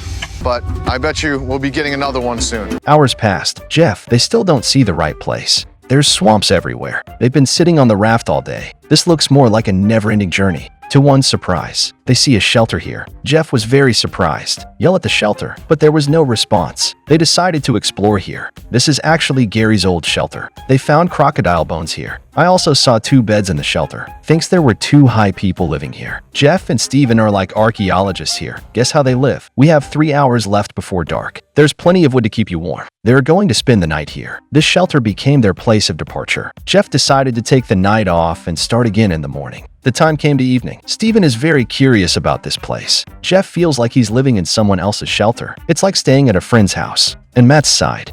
They slept around the fire. A nutria explores Ryan's trap. This is no place for you. Go back and get your mother. Time came to day 35. They were gonna check out the nutria traps this morning. Ryan thinks the odds are slim, but I'd love to catch a nutria. The first time they ate a nutria was 2 weeks ago. Now the trap is set again for revenge. They're on their way. It's all about anticipation. I've got 1,000 ways to cook nutria in my head. As they approached the trap, found a nutria lying on the floor. That's a lot of luck. They really did catch a nutria. The nutria is stuck in a tree branch. The nutria was killed on camera last night. They slowly approach the nutria. A man pulls his tail. A man pulls the rope. Riley will cover it. 3 accomplices avenge the nutria twice. This head will feed them until they're full. Riley felt very proud. The second hunt was successful. They eat all the nutria's innards. This morning began to eat barbecue dinner. They roast the meat directly over the fire. Any part of the meat should be used well. The cooked offal goes first. Internal organs are rich in many nutrients. It's what their wilderness survival contestants need most. I haven't been feeling well for some time, but Riley doesn't feel confident here anymore. I tasted barbecue again today. She thought she could again. Of course you think you can when you eat meat. It's a different story when you're hungry. They ate roast meat in the sun. Even without the seasoning, they still eat very well. As long as it tastes like meat, it's enough. I can't stop looking happy. Jeff,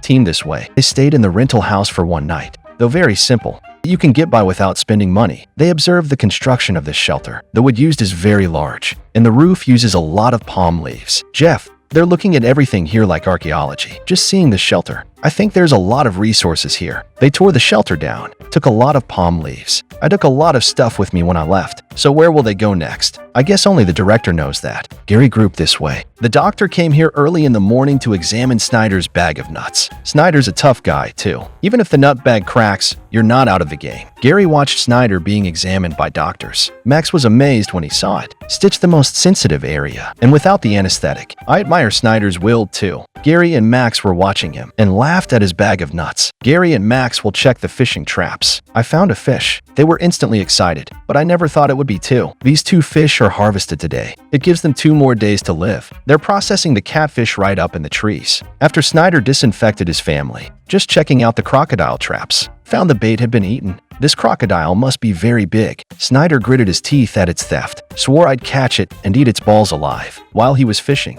a crocodile was seen sunning itself in the distance. Snyder returned to the shelter pack to tell a companion. Said he saw a crocodile basking in the sun. They expressed deep dissatisfaction. The Gary team sent Max to attract the gators. Being the youngest guy on the team, it's impossible to risk the 2 old people in the family in order to survive, and he was willing to die. This high guy's not afraid to die. The water is full of crocodiles. Give me $10. I'd like to go down, too. Snyder said he wanted to go on his own, but the nutbag needle can't touch the water. They were there watching Max swim by. This is likely to be eaten by crocodiles. When he was just about to dock, the crocodiles just started attacking. Max was scared out of his wits. He's already in crocodile territory. The crocodile was about 1 meter or 2 long. Gary says the little crocodile doesn't need to be afraid. If you don't agree, Do it directly. If he dies, he'll be carried away by the show. Gary may be older, but right now he's not afraid at all, because it wasn't you who died. Max set up alligator traps here. If I can catch a crocodile, the risk is well worth it. Jeff, team this way. They've been floating for hours. This is where they saw the crocodile appear. Steven was going to catch him on the raft. A crocodile on the water is not fun. Almost caught the fish. It's such a shame. They've been on the raft a long time. Never found a suitable location. Matt group this way. They fished on the bridge after eating the barbecue. Riley was sitting on it waiting for sleep. Fishing is really boring to her. It's a waste of time, but it's nice not to have to work. When he was full, Riley started vomiting again. It's exactly what I thought it would be. Only Riley withdrew for medical reasons. Jeff and them can join the team. Riley as the only female survivor. Her exit was preordained. Riley felt a stomachache. Matt and Ryan are worried about Riley's health. It's been a long time coming. The doctor came by to examine Riley. After asking for some basic information, the doctor guessed that she had just eaten something wrong. Took Riley's blood pressure. Vital signs are still normal. Doctors suspect she is food poisoning. We need to test Riley's blood sugar. During the inspection, Riley was vomiting violently again. You don't have to look. Riley's gonna have to withdraw today. She finds it too hard to be here. And Jeff and his crew are still floating down the river. They don't even know where they're going. It's such an open environment. Why not stay around? Gary group this way. They've been preparing for the crocodile hunt. Snyder hasn't eaten the alligator yet. Of course, he was not reconciled. What surprises do the contestants have in store for us next? Look forward to an update in the next video. This is the weirdest episode of Man into the Wild ever. He gouged out the crocodile's eyes. I thought he was gonna roast it. I didn't expect it to be in my eyes the next second. It's not enough. He didn't just roast the balls of crocodiles. He cut out the tongue of a crocodile and ate it. It's the way he disrespects crocodiles. Cursed by a crocodile. Originally a jolly man, he turned into a pale, dying old man. Why is this? Time came to day 35. Gary and his team set up alligator traps this morning. It's mid-afternoon. Snyder checks out the alligator traps. He stood on the shore and watched. The opposite fishing line was pulled very straight, and there was a lot of movement. He thought he must have caught a crocodile. This time it was his turn to eat the crocodile. Snyder ran back excitedly. Tell the team about the gator. I'm running, and I'm asking my teammates to pick something out. Max looks like he's high, too. They soon came to the shore to check, because crocodile traps are set across the river. Snyder's nut bag is still stitched. Only Max and Gary can sing conquest to the crocodiles. Although this mission is dangerous, but Gary was a daredevil. The crocodile is right in front of us. If you catch it, you can eat barbecue every day. There are probably many crocodiles lying in the water. Snyder's keeping watch on the shore. If you see a floating lotus move more powerful, that means a crocodile is attacking them. This river is actually very big. Man in the water must be very dangerous. When they got to the middle of the river, sure enough, it got the crocodile's attention. Snyder immediately called for Gary. The crocodile had attacked them. Gary looked around in fear. Fortunately, they made it to shore before the crocodiles arrived. At this point, the paracord was pulled very tight. They slowly approached and pulled the paracord in the water. It was obvious something was moving.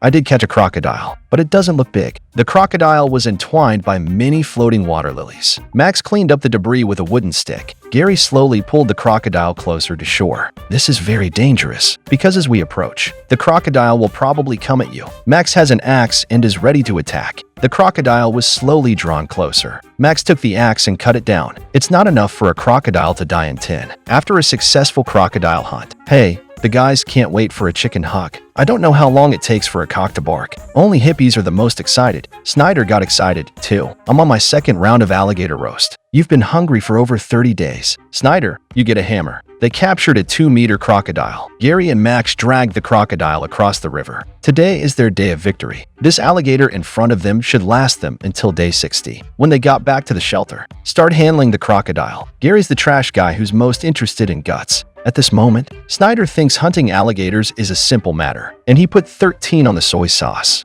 They cut the crocodile in half. Max handled the alligator body. Snyder handles the alligator tail. Gary handled the alligator entrails. Wild crocodiles contain a lot of bacteria. They have to get rid of the crocodile meat as soon as possible. Drying crocodile meat is the best way to preserve it. Gary's already cooked the alligator. Grab a piece and give it to Snyder. Snyder's been starving for a month. Now you know what it tastes like to eat big meat. I just had raw meat on my hands, and now you're eating cooked meat. Let's just say that their physical constitution is a real cow. Gary was just working on the colon. I didn't even wash my hands. It tastes just as good. Max is munching his meat. Now he feels full of energy. I thought I could run a marathon to relieve my stress. I'm fine with you running a marathon if you were pulling Gary into the shelter. I'll be the first to agree. They'll probably be busy getting rid of all this crocodile meat. But this side of Jeff's team, they've been marching down the river for 2 days. I've been trying to find a place with high water, hot sun overhead. They paddled hard on the raft. Jeff's shoulders are getting sunburned. This couple is having the worst time of all.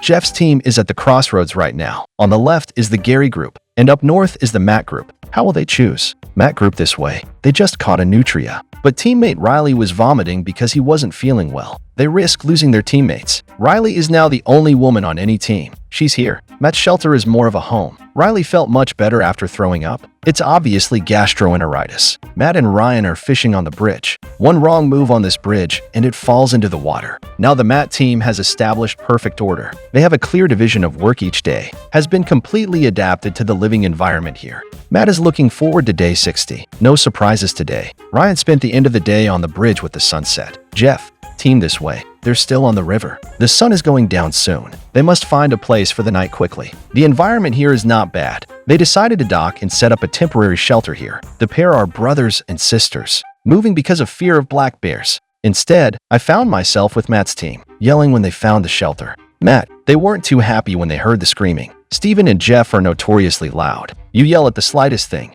After all, we are old acquaintances. Ryan didn't have a very good opinion of them. Riley at first thought it was a teammate yelling. Find it very strange. My teammates are usually soft talkers. I came out to see it. It turned out to be these two loud men. The look on Matt's face. I knew I didn't welcome the two megaphones, but the two megaphones couldn't see the details. I was so excited about myself. I saw someone there and asked if anyone was home. It's probably thicker than a cow's skin, although they are not very welcome, but we got to know each other. When they arrived, they pretended to greet them with smiles and welcome them into their shelters. But now the Marts have plenty to eat and drink. Deep down, they don't want anyone else to join. I must say these gringos know a thing or two about the world. Steven and Jeff are guests to them. It's impossible for him to guard the door when the guests arrive. But there was no meat for midnight snack. Snyder team this way. They are now the most comfortable. Not too many is just right. And he hunted a crocodile. There were 2 pieces of barbecue on the log. Gary probably won't stop eating again. Time came to day 36. Snyder had been wasting his energy with a log all morning. For 36 days, I had my first full meal yesterday. Now he felt full of power. There are no girls on the team. The only young guy was a nigger. He can only use up his energy by lifting wood. And Gary was barbecuing in the shelter all morning. Last time, he couldn't stop eating. I'm sure it will be the same this time. Snyder cooks the rest of the meat on a rack. There's too much meat to handle. Snyder wants the meat to last him until day 60, so they can lie down every day. Gary's gouging crocodile eyes again. This high guy's always eating weird parts. Raw crocodile meat is more dangerous. It contains all kinds of germs in it. Blood-sucking parasites are numerous. But in front of this high guy Gary, he doesn't care. People who eat shit. The maggots can also be dried for a snack. Those crocodile eyes he didn't want to waste. His survival principle is not to waste food, including the alligator colon. Roast for breakfast. This is the only team that can do it. One bite of meat in one's mouth. Taste buds go straight to the insides. Gary, the high guy, cut the alligator's eyes out. I thought he was roasting it. Never thought of the next second. I put it right over my eyes. My brain atrophied when I saw that. I sometimes have a hard time understanding the behavior of the contestants. Stop talking about me. Even his teammates were surprised. I'm gonna get Gary on my team. Sometimes he really scares me to death. Just the look of Gary. Alligators have nightmares when they see this high guy. And Matt's on this side. Jeff's team may have arrived here, but I'm not sure I'm joining Matt. Jeff actually volunteered to do some work this morning. He's got legs. This means several things. They rushed to a meeting and asked what the 2 megaphones were up to, but Jeff said he wanted to build a shelter nearby.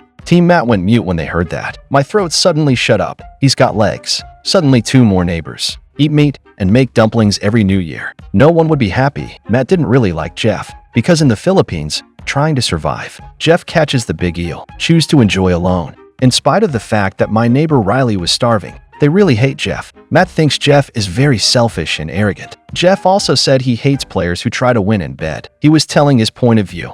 Riley thinks he's talking about himself. Ryan was there last season. He was very embarrassed to hear that. Steven also said that no one likes to work with a competitor, and they know it, and said if Matt's team doesn't want them to go where, please be sure to tell them in advance, so they don't mess up your hunt. Despite what they say, Jeff, but I don't feel comfortable having competitors next door. Riley says his team is strong. It took a lot of hard work to get here. It's obviously something you don't want to share with other people. And Jeff said they should consolidate their resources and share the big results. Jeff's a high-ass with a thick skin, walking into someone else's shelter empty-handed. Ask others to pool resources and share results. What resources can he integrate with others? He has nothing to offer but human resources. The map boys don't really want them here anyway. I was embarrassed to see my shit come out of this conversation. Jeff and Steven just want to hang on anyway. Gary grouped this way. They are roasting crocodile meat for lunch. If Jeff and they come here, I don't know if I can stay, but I'm sure I'll have a good roast dinner. Max and Snyder are having a barbecue. Gary's eating a piece of shit. It's a piece of alligator liver if he's not stupid. As a wilderness trash man, he doesn't want to waste anything. After lunch, Gary's handling raw meat again. This is the crocodile's tongue. Snyder was worried about Gary because he's always working on weird stuff. He roasted eyeballs and crocodile heads. Snyder was very worried that he was going to eat too much and get sick. I'm not going to eat with Gary anyway. Gary even shared his alligator balls with Snyder, but Snyder was mercilessly rejected. That's exactly what Gary wants. Yellow crocodile eggs are delicious. Max can't see past it either. Oh my god, seeing the bug crawl out of his mouth. I'm really about to explode. Jeff, team this way. They're planning to build a shelter here. There are a lot of trees around here. They could have built a beautiful shelter. Take down the raft and build a shelter. This can save them a lot of time. Building the shelter was a big project. It takes a lot of energy, but they're not stupid. It's not just trees here. Human resources are also abundant. While building the roof, Jeff called them over to help. Do a little by yourself. A shelter will soon be ready to keep warm at night. Steven made a reflecting wall out of wood. They only spent 2 hours on the shelter. To repay them, Jeff shared some hooks with Team Matt. It turned out that the team had been fishing without hooks. Face what Jeff did this time. Riley has a new perspective on him. They wouldn't even ask Jeff to share some hooks, and now he's sharing it. That's very good. Riley was thinking about rewarding Jeff tonight. The relationship between their two teams. Some improvements have been made as a result. Ryan started planning the nutria trap again. He's addicted to catching nutria. Set a trap in the path of the nutria. Well, now he's addicted to nutria. He disguises where the nutria might pass and put a trap in it. As soon as the nutria passes through here, I'm gonna kill him. Jeff, they set up fishing gear on the shore. Steven also sets crocodile traps in the water. Will this be the third team to eat alligators? Jeff strung the bait on the hook. Expect to catch a fish the next day. At night, they live in the new shelter. It looks pathetic, but they were content because today is a busy and full day. Things have eased with Matt's team. He is also very happy. Time came to day 37. They slept comfortably last night. The shelter's radiating walls worked. Jeff got up in the morning and went to check the fishing gear. He's really looking forward to something. Riley got up early, too. She was determined to live a full day today. So I spent the morning outside peeling branches. She had to go fishing to mend those 2 iron bars. I got the fishing hook Jeff gave me. I think we'll catch a fish this time. Jeff's got an alligator gar here. It sent him flying with excitement. I haven't eaten in days. Can you not be happy to catch a fish? Riley was happy for him, too. Matt and Ryan gathered back. They are also desperate to catch fish. But for Matt this megaphone, he was a little disgusted. But Jeff doesn't care about that. It's reasonable to get excited about a meal. He was just celebrating that he had food. This alligator gar we caught today is very big. It weighs, like, a few pounds. There's enough to feed them both. The time came to evening. This owl is so cute. I just want to sit on it. Gary groaned in the shelter. Not all groans are assholes. Or maybe a stomachache. Gary ate like crazy today. Now I have a stomachache. The jello on my nose is longer than my kids. It would be a waste not to go back and eat it. Just wiped it off and ran out again. It looks nice and tasty. Too bad Gary doesn't have the stomach for it right now. Gary was very upset. Coughing in the shelter. Shit, piss, shit, and shit came out. He's got legs, and it doesn't let your teammates live. Max and Snyder are forced to taste Gary's poop molecules. Time came to day 38. Matt grouped this way. They've been fishing on the bridge all morning. Many water lilies appeared on the river. Ryan tried to clear an area. It will make it easier for them to fish from the bridge, and Jeff is on this side. Steven woke up one morning to find many water lilies on the water. This will affect the performance of the crocodile trap. They had to consider changing their fishing position. Jeff thinks the neighborhood is too tight. He's looking for a new position. Matt and his crew got a hit on their hook. They caught a fish. It's all because of the hook Jeff gave us. Ryan was also very grateful. This is a big fish of several caddies, enough to feed them for the day. Jeff came to check the fishing gear. The fishing line was pulled very tight. It's obvious there's something down there. He pulled the line and caught a fish.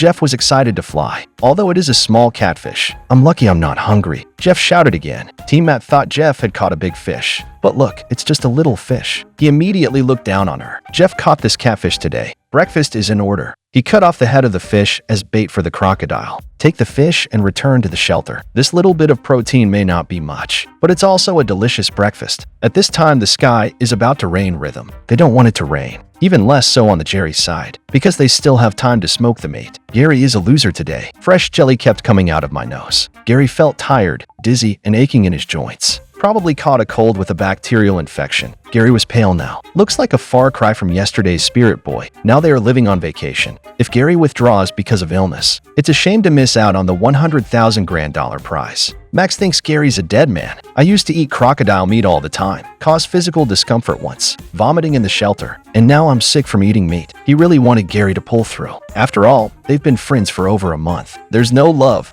There's no love. Matt grouped this way. They collected many palm leaves. It's a good shelter to keep out the rain. The weather is getting colder. They have to deal with it. So far, their shelter is dried up like a bird's nest. These palm leaves enhance the rain protection of the shelter. Riley was worried about Jeff and his family because the roof of their shelter was not properly built. If it rains, you're sure to get soaked. Matt thought they'd realize that. I can't get it on myself. Jeff was checking the hook. He caught another fish. They had fish for a meal when they came here. When Matt saw it, he was stunned. Why are all the fish going to Jeff? He thought Jeff was wasting his energy yelling about two little fish. It was stupid not to take the time to build a shelter. Matt's obviously jealous. Little did he know that Jeff had caught a big fish. A few pounds of alligator gar gave him a hearty meal. But the shelter does look rudimentary. The sky began to become overcast. They lay down in the shelter to rest. The roof of the shelter is cleverly designed. It's very bright on a sunny day. It rains a lot when it rains. They began collecting wood to complete the shelter. There are more than 20 days left in the challenge. Steven doesn't think it's necessary to take the time to build such a good shelter. Just put up with it and it's over. Matt, they used palm fronds to complete the shelter roof. By comparison,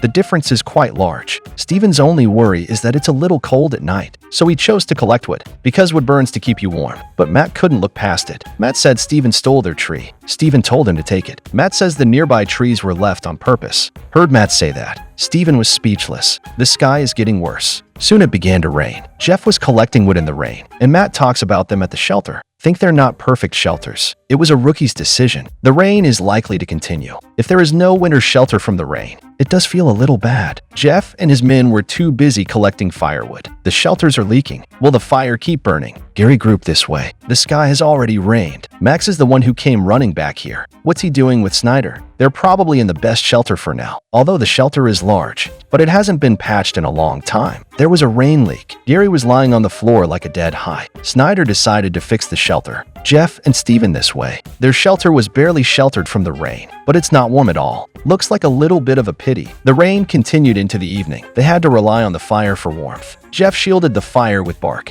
The body was already wet with dripping water. Although the shelter is not very good, but Jeff thinks it's pretty good. Snyder teamed this way. They slept together around the fire. This shelter is very large, and they have a lot of fur. Snyder and Max are both covered in fur. Only Gary lay naked on the ground. Please don't bully Gary like that. At midnight, Snyder also got up and started a fire outside to smoke the meat. I have a hard time understanding the behavior of these high people sometimes. Time came to day 39. Little frog, blink if you've been kidnapped. I don't care if you're messing around with Lachio. It was foggy early that day. This is typically caused by a large temperature difference in the weather. Matt's out hunting in the morning. The fog hides the smell of his stinking man. That way, the deer won't be able to spot the high guy. But the fog can also block his view. Better not shoot an arrow at a teammate's ass. Matt crossed over the wooden bridge. Steven wakes up to see a thick fog around him. Thought I was frozen to death last night. Jeff went to check the fishing gear in the morning. Matt wandered the jungle in search of prey. As long as the heart is not afraid of ghosts, he's the guilo. Steven was checking the crocodile trap. Jeff caught another fish. He was screaming with excitement. Matt sees a deer, just trying to get ready for the hunt. Too bad the deer was scared off by Jeff's barking.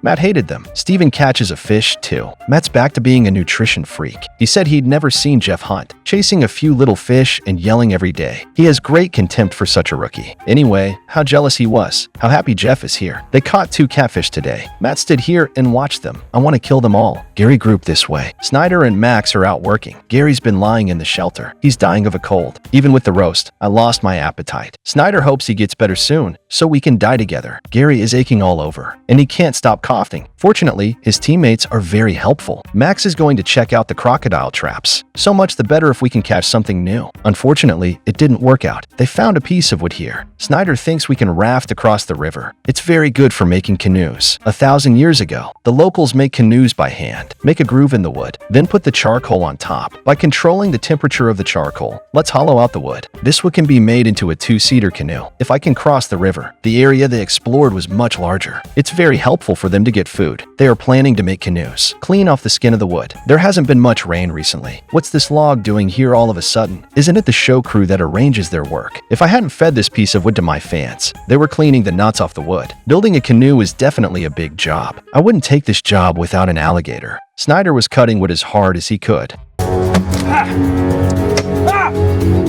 Snyder is a really good guy. Max looked on in amazement. Snyder with stitches in his balls. I don't even think about it. No wonder the show gave them a big log. Snyder was the same age as Max's father. He's got a lot of respect for this high guy Snyder. It's an honor to be Snyder's heel. Jeff teamed this way. They were getting ready for breakfast in the shelter. Roast fish without scaling to retain the moisture in the meat. These days they eat fish for every meal. It's a lot easier to fish here. And Matt's team over here. They hear Jeff and them yelling every day. The heart is very unhappy. They think Jeff used up all the fish in the neighborhood. It is very unfair to them. Just jealous of Jeff and their good life. And Jeff, they think. I am very grateful to Matt's team for their help. On the opinions of the two teams, it's obviously Jeff, and they have the bigger picture. Steven also thinks the environment here is very nice. Have many resources here. I'm sure they'll make it to day 60. Matt said Jeff interrupted his hunting today. That would have been a venison feast. Snyder teamed this way. Gary has a terrible headache. Max looked at him bewildered. The wilderness trash man is getting his comeuppance. The consequences of eating carelessly are very serious. The show called in a doctor for him, but Gary won't be tested. I saw them wearing masks and I knew what was going on. You know, Gary will be tested for the coronavirus. Grandma has a leg. That really killed me. To the wilderness to make nucleic acid. Gary's situation is really worrying.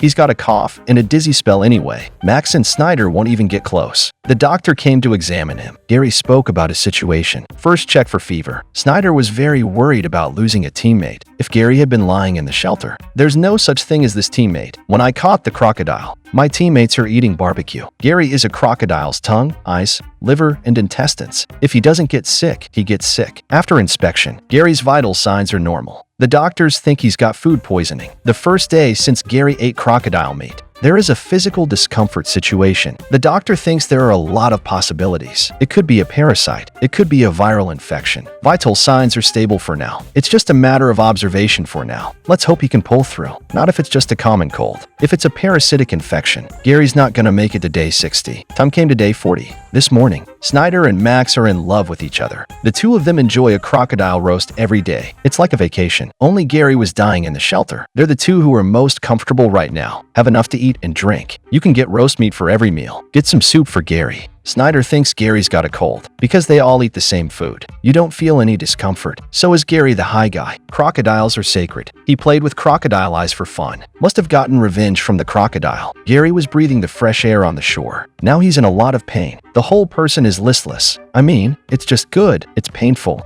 It's bad. Matt grouped this way. Ryan's been packing all morning. Today is the 40th day, except for Ryan. Everyone here has completed a 40-day survival challenge. Ryan is also very happy that he made it this far. He made a spear on the ground. It's good for catching nutria. Matt recently noticed that there were no signs of any animals around, so they're less likely to hunt for food. So far, all hopes are pinned on Ryan catching the nutria. Nutria became their main source of protein. Matt has a lot of contempt for the fishing players. Ryan's spear is ready, very lethal. Jeff and Steven, these two high guys. I've been sitting here since I got up, no different than not getting out of bed. For this 40-day challenge, Jeff didn't think it was a big deal, did he? Because he's the only one here who's ever completed the 60-day challenge. Jeff likes to yell, though, but his ability to survive is really good. Maybe fishing was his forte, but as long as food is available, you can survive in the wilderness. They also learned to make a shelter. Riley heard me, said they were very childish. Oh, my God, is this woman so double-marked? Ryan searches the neighborhood for signs of nutria. He found a path in the ground. This should be the way the nutria gets home. If we set a trap here, we might catch it. Ryan continues to explore the surrounding environment. It's all swamps. The photographer was afraid to go with him. Ryan goes hunting alone. He's making a piston motion with a spear in the hole. Ryan was sure the nutria was in the cave. It really tests your hand speed when you're single. A nutria couldn't take it and got out. But this is a swamp. Ryan can't outrun a nutria. The nutria in the mouth just ran away. This is making Ryan's period so mad. Jeff, team this way. He's mimicking Matt's crew making house tags. He made a Picasso-style one. Hang the wood on it. Officially named his team the Bayou Boys. It looks pretty good like that. Inadequate shelter. Take the time to make a nice house sign. What's wrong? Do you have to ring the doorbell to get in here? They are very fond of their house numbers. Snyder team this way. They decided to go out and continue perfecting the canoe. Gary couldn't move in the shelter. Teammates are making canoes. He was eager to help, but gets sick. Can't contribute to the team. They lit a fire here. The purpose is to get the charcoal. They began to collect charcoal. Place the resulting charcoal on the wood. Let the charcoal burn slowly on the wood. They just need to control the amount of charcoal. You can control its burning effect. The process takes about a few days to complete. This piece of wood is really big. It looks like a coffin. Gary came here, too. Now he feels much better. Gary's hair is still fashionable. It would be even more cool to wear skateboard shoes. Look at Gary's face now. Max was very worried, too.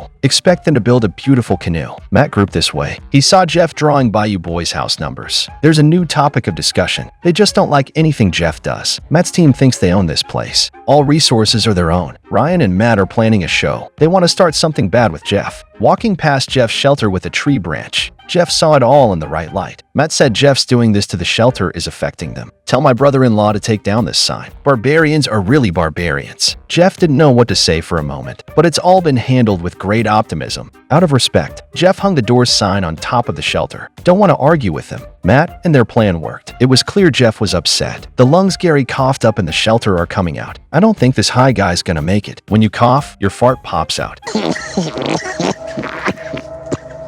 Max looked at him in pain. Don't know what to do. Now all I can do is watch him cough to death. Gary felt very hot, and he keeps coughing. Teammates expressed concern. Gary was like a dying man. This is a beefy show. To see my teammates in this state. Snyder was on the verge of tears. The doctor came to examine him. Gary was breathing really hard. The doctor measured his blood pressure. Gary was shaking very badly. It was clear that Gary was starting to crack. After a series of tests, Gary is COVID-19. Doctors say Gary's vital signs are normal. Is not as long as not dead. Vitals are normal. Seeing my teammates like this, Snyder and Marks were worried. During the interview, Gary's already acting like he's gonna die. In the end, Gary opted out of the challenge. I'm really sorry. I'm already on vacation. And suddenly he had to quit the game because of his physical condition. I told you not to joke about crocodiles. Refused to listen. It's all right now. Got a crocodile curse and dropped out sick. My teammate cried like a woman. So what else do the contestants have in store for us next? Look forward to the next video update.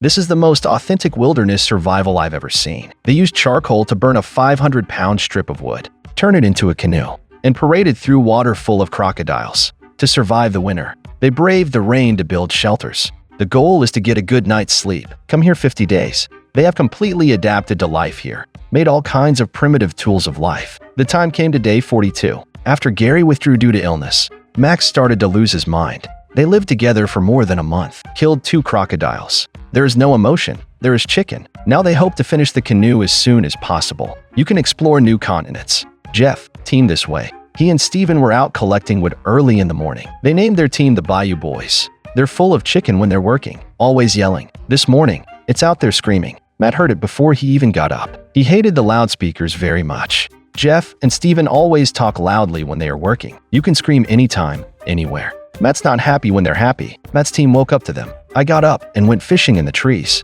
They haven't caught a nutria all week. Matt thinks Jeff's yelling scared off the nutria. Now they have to fish for protein. Matt and Ryan are standing in the trees fishing. He soon caught a big fish. Riley ran out, too, hoping to get some fishing credit on this hunt. Matt pulls the fish back. Too bad Ryan didn't catch it. The fish oil flew out. In this case, they must have dumped the pot on this tree. When Jeff saw it, instantly happy. Ow! Snyder team this way. They still had crocodile roast for breakfast. After Gary left, they have more food. Now they have nothing to eat and drink. Max really misses when Gary was around. At the very least, it brings us joy. Now their main plan is to finish the canoe. Constantly put charcoal on the wood to burn, and smear mud around the edges to protect them. A 500-pound piece of wood. It burns about 70% of its weight. To achieve the desired buoyancy, burn one of these canoes. It'll take at least 3 days. The weather has been very bad recently. Rainy days can affect the completion of the raft, although they still have plenty of crocodile meat, but they wanted to finish the canoe quickly, so we can explore the resources on the other side. Jeff, team this way. They're having the worst time of all, although there is fish to eat, but the shelter is so rudimentary. It's very cold to sleep at night. They would rather light a fire to keep warm. They don't want a perfect shelters for the wind. The weather is getting colder. Matt's team sat in the shelter nostalgic for the barbecue days before. The rain was falling harder and harder in the sky. Snyder and his men took shelter from the rain. There's a window of wisdom at the top of the shelter. Jeff's team is finally completing the shelter. They collected many palm leaves to cover the roof. There are enough trees to make a wooden shelter. Maybe 20 days left. They don't bother with all this. Fortunately, there are plenty of palm trees nearby. They can use these leaves to keep out the rain. Shelters don't keep you warm, but keep out the rain. It'll help you sleep better at night. Team Matt's in the shelter analyzing Team Jeff's shelter. The winter winds were blowing against their shelter. They think Jeff's team should find a dry spot, build a closed shelter. Maybe the cause of eating too much. Jeff's team became the topic of conversation. In the blink of an eye, Jeff, I can't believe they perfected the shelter so well. They also built a wooden frame to put in front of the shelter. Insert palm leaves into the wooden frame. This will not only keep out the rain but also the wind. Although it is raining heavily now, they still worked in the heavy rain because they know to get wet once and getting wet every time. I have to say that their physique is really good, working naked in the winter rain. Matt and their shelter is very dry. Apparently the shelter is very waterproof. They're in the shelter looking out. Though the sky thundered and thundered, Jeff is still cutting trees without fear. Aren't you really afraid of being struck by lightning? They collected a lot of wood to burn tonight. The heavy rain continued into the evening. Jeff rested with his back against the fire. It's pouring outside. They couldn't sleep at all, and Matt and the others are sleeping soundly. In this bad weather, the one that tests the shelter the most. Having a good shelter can help you win championships. The rain showed no sign of stopping. Jeff and Steven curl up to rest. Time came to day 43. It rained all night last night. Jeff, they were starved and cold all night. It's been through a lot of trials. The relationship between Jeff and Steven has also grown stronger. Snyder team this way. Wake up and eat breakfast. Snyder went to check the fishing traps. He came to the shore to finish. It's just that the mud here has sunk so deep. Snyder still has stitches in his balls. Don't touch the water. He has to be very careful about the mud. It would be a shame to withdraw at this time. Since Gary quit, they'll never catch any more fish. Although there is still some crocodile meat to eat, but the lack of fish every day makes them nervous. After Max lost Gary as a teammate, I can't be happy. Gary went home, not dead. Would you cheer up, please? Max is at the shelter eating barbecue and thinking about Gary. Jeff, team this way. They're still perfecting the shelter today. Working in the rain on a cold day. Aren't you afraid of catching a cold? I'd grab a spicy strip of soup. Their shelter is being perfected little by little. Matt and the boys are fishing with crayfish. Catfish also have mouths. He's also afraid of crayfish poking his mouth. Put the crawfish to the test. It serves you right that you can't catch any fish.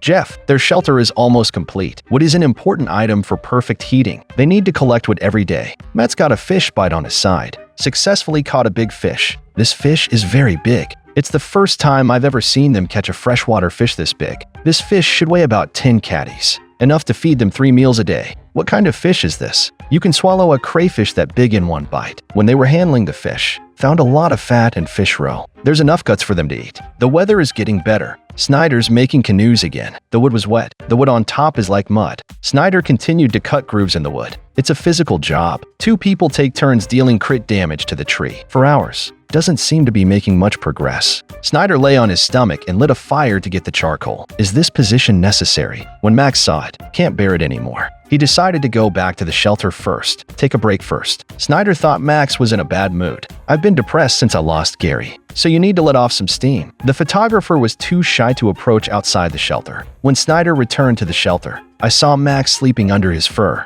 Probably spent too much time in the wild. Max finds it very boring here. Snyder wants to build a canoe and explore across the river, and Max wanted to lie down until the end. Snyder had to decide to line the nut bags. The doctor came to examine it. Max, who wanted out of the challenge, braved to see Snyder out of nuts, so he decided to stay with Snyder until the end. Matt grouped this way. They began to enjoy the roe. This big fish we caught today, enough to feed them 3 times a day. Hungry for so many days. They enjoyed the grilled fish dinner today. Jeff and his friends are not so good. They have been working in the rain for 2 days. Team Matt sat in the shelter eating barbecue, talking about their neighbors. Ever since Jeff and his crew got here, I've been working. The good news is that they are moving very fast. This shelter should last them until day 60. Fur in the shelter is hung up to dry. Matt's team, they ate half the fish in one meal today. It's nice to have food in this cold weather, but the days ahead are long. They have to distribute the food so you can live longer. Matt guessed the next winter. Today's fish could be our last meal. Finish this fish. They could be starving for a dozen days by the end of it. Fish heads are used to stew soup. They don't want to waste any of it. The other half of the fish they chose not to eat. Seeing the 2 guys next door trying so hard, and they gave us the hook. So they decided to give the fish back to Jeff and them. They came to Jeff's shelter. Give the grilled fish to Jeff and his crew. I hate it when they yell. And jealous of the catfish they caught, but in the nick of time, they still choose to be individuals. I said it before. Suddenly we have a neighbor. It's not nice to have to share dumplings every New Year. This fish is also very rare. But seeing Jeff's team look so pathetic, worked in the rain for 2 days. If we don't eat, we could be doing something big for them. Steven is also very grateful for their grilled fish. He also grew to love his neighbor. The shelter for Jeff's team is already done. The shelter has been set up. There's still meat to eat. It was a great day. They made the leftover meat into smoked meat. After completing the shelter, Jeff felt better, too. I think we're gonna get a good night's sleep. Time came to day 44. Snyder sighed. He was out hunting this morning. It rained for a few days and was very wet. Snyder wants to wash the nut bag. Too bad it's still stitched up. He found many squirrel footprints on the ground, but there was no sign of a squirrel. He decided to guard the squirrel here. Soon a scapegoat appears.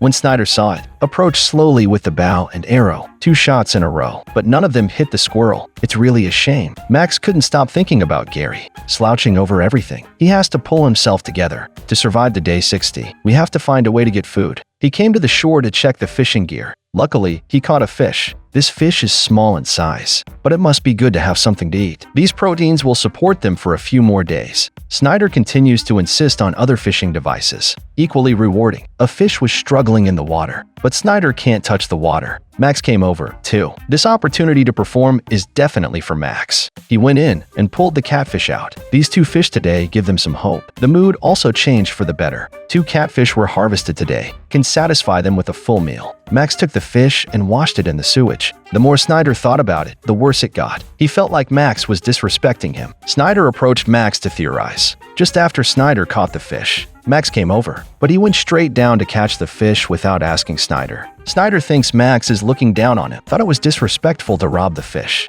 Max immediately said sorry to him. This scene just took me by surprise. It's like me walking an old granny down the street. Grandma said I didn't respect her. It's even worse. Fortunately, Max didn't care so much about him. It seems like a small thing. It's actually very damaging to self-esteem. They grilled the fish directly on the fire. Bite down to the crunch of beef. Water lilies as a green salad. The fish is very crispy. Snyder thinks we've exhausted all our resources here. Maybe they'll consider moving too. Time came to day 45. Jeff, team this way. Jeff got up early in the morning to check the fishing line, but Ben didn't get anything. I had some fish yesterday, but they have to keep trying to get food. Steven explored the swamp. There are a lot of fallen trees here. He wanted to hunt for something to eat here. Here he found a spicy strip, but he's hiding in secret. Steven went straight for the knife. Lechiao went straight to the west to learn lessons. Such a little spicy strip. A cup of rice in the porridge is barely enough to eat. You can't just drop a severed head, put it in your pants, and take it back for trash sorting. Steven returns to the shelter with the Lechiao. Not much meat, though, but it's perfect for bait. They can use the meat to catch more meat. Steven cuts the spicy strips into small pieces. Fishing on a hook. Snyder team this way.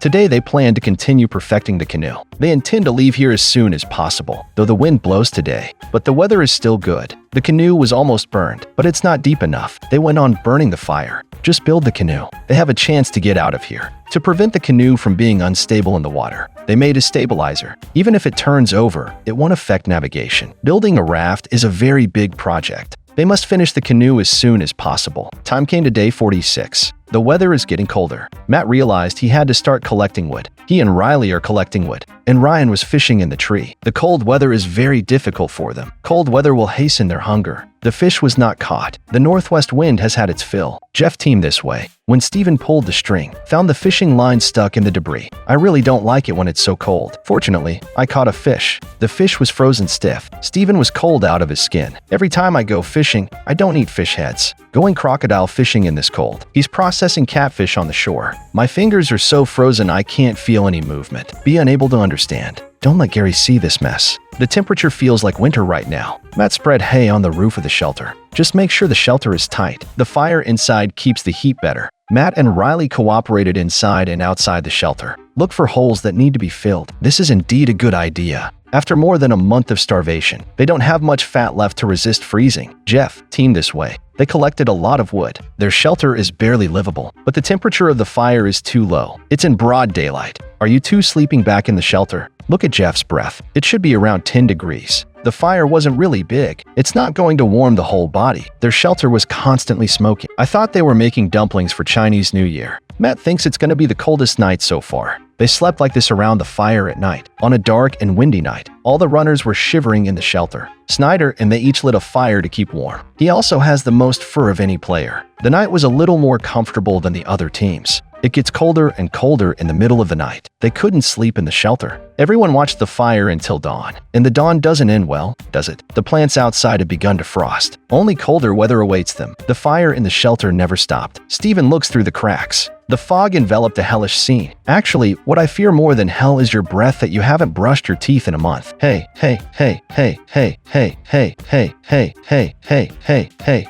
My fans are dignitaries. I can't bear to see you stink like shit. Matt woke up this morning with his feet frozen. Sleep with your back exposed at night. I feel like one side of my body is frozen like a dog. Keep your feet on the fire. Matt and Ryan came outside the shelter early in the morning to observe. He's got legs. I told you 10,000 times not to breathe on the camera. I really fell for these high guys. A hole in the fur on Ryan's ass. What does this mean? There was smoke on the river. You can imagine how cold it is. Everyone woke up feeling very cold. Snyder was maintaining the fire. Without fire, they may not survive the night. The doctor came back today to disinfect Snyder. Seems to be recovering well. There are 9 stitches left to be laid out. Every time Max sees Snyder's bag of nuts, the expression is very embarrassing. You can only imagine how bad this is. This time, I finally let all the strings go. Snyder became like a castrated rooster. He keeps shouting that he's an unleashed beast. In fact, it has already stopped rising. The time came to the 48th day. There was a frost every morning. Winter has officially arrived. The water level is also lower.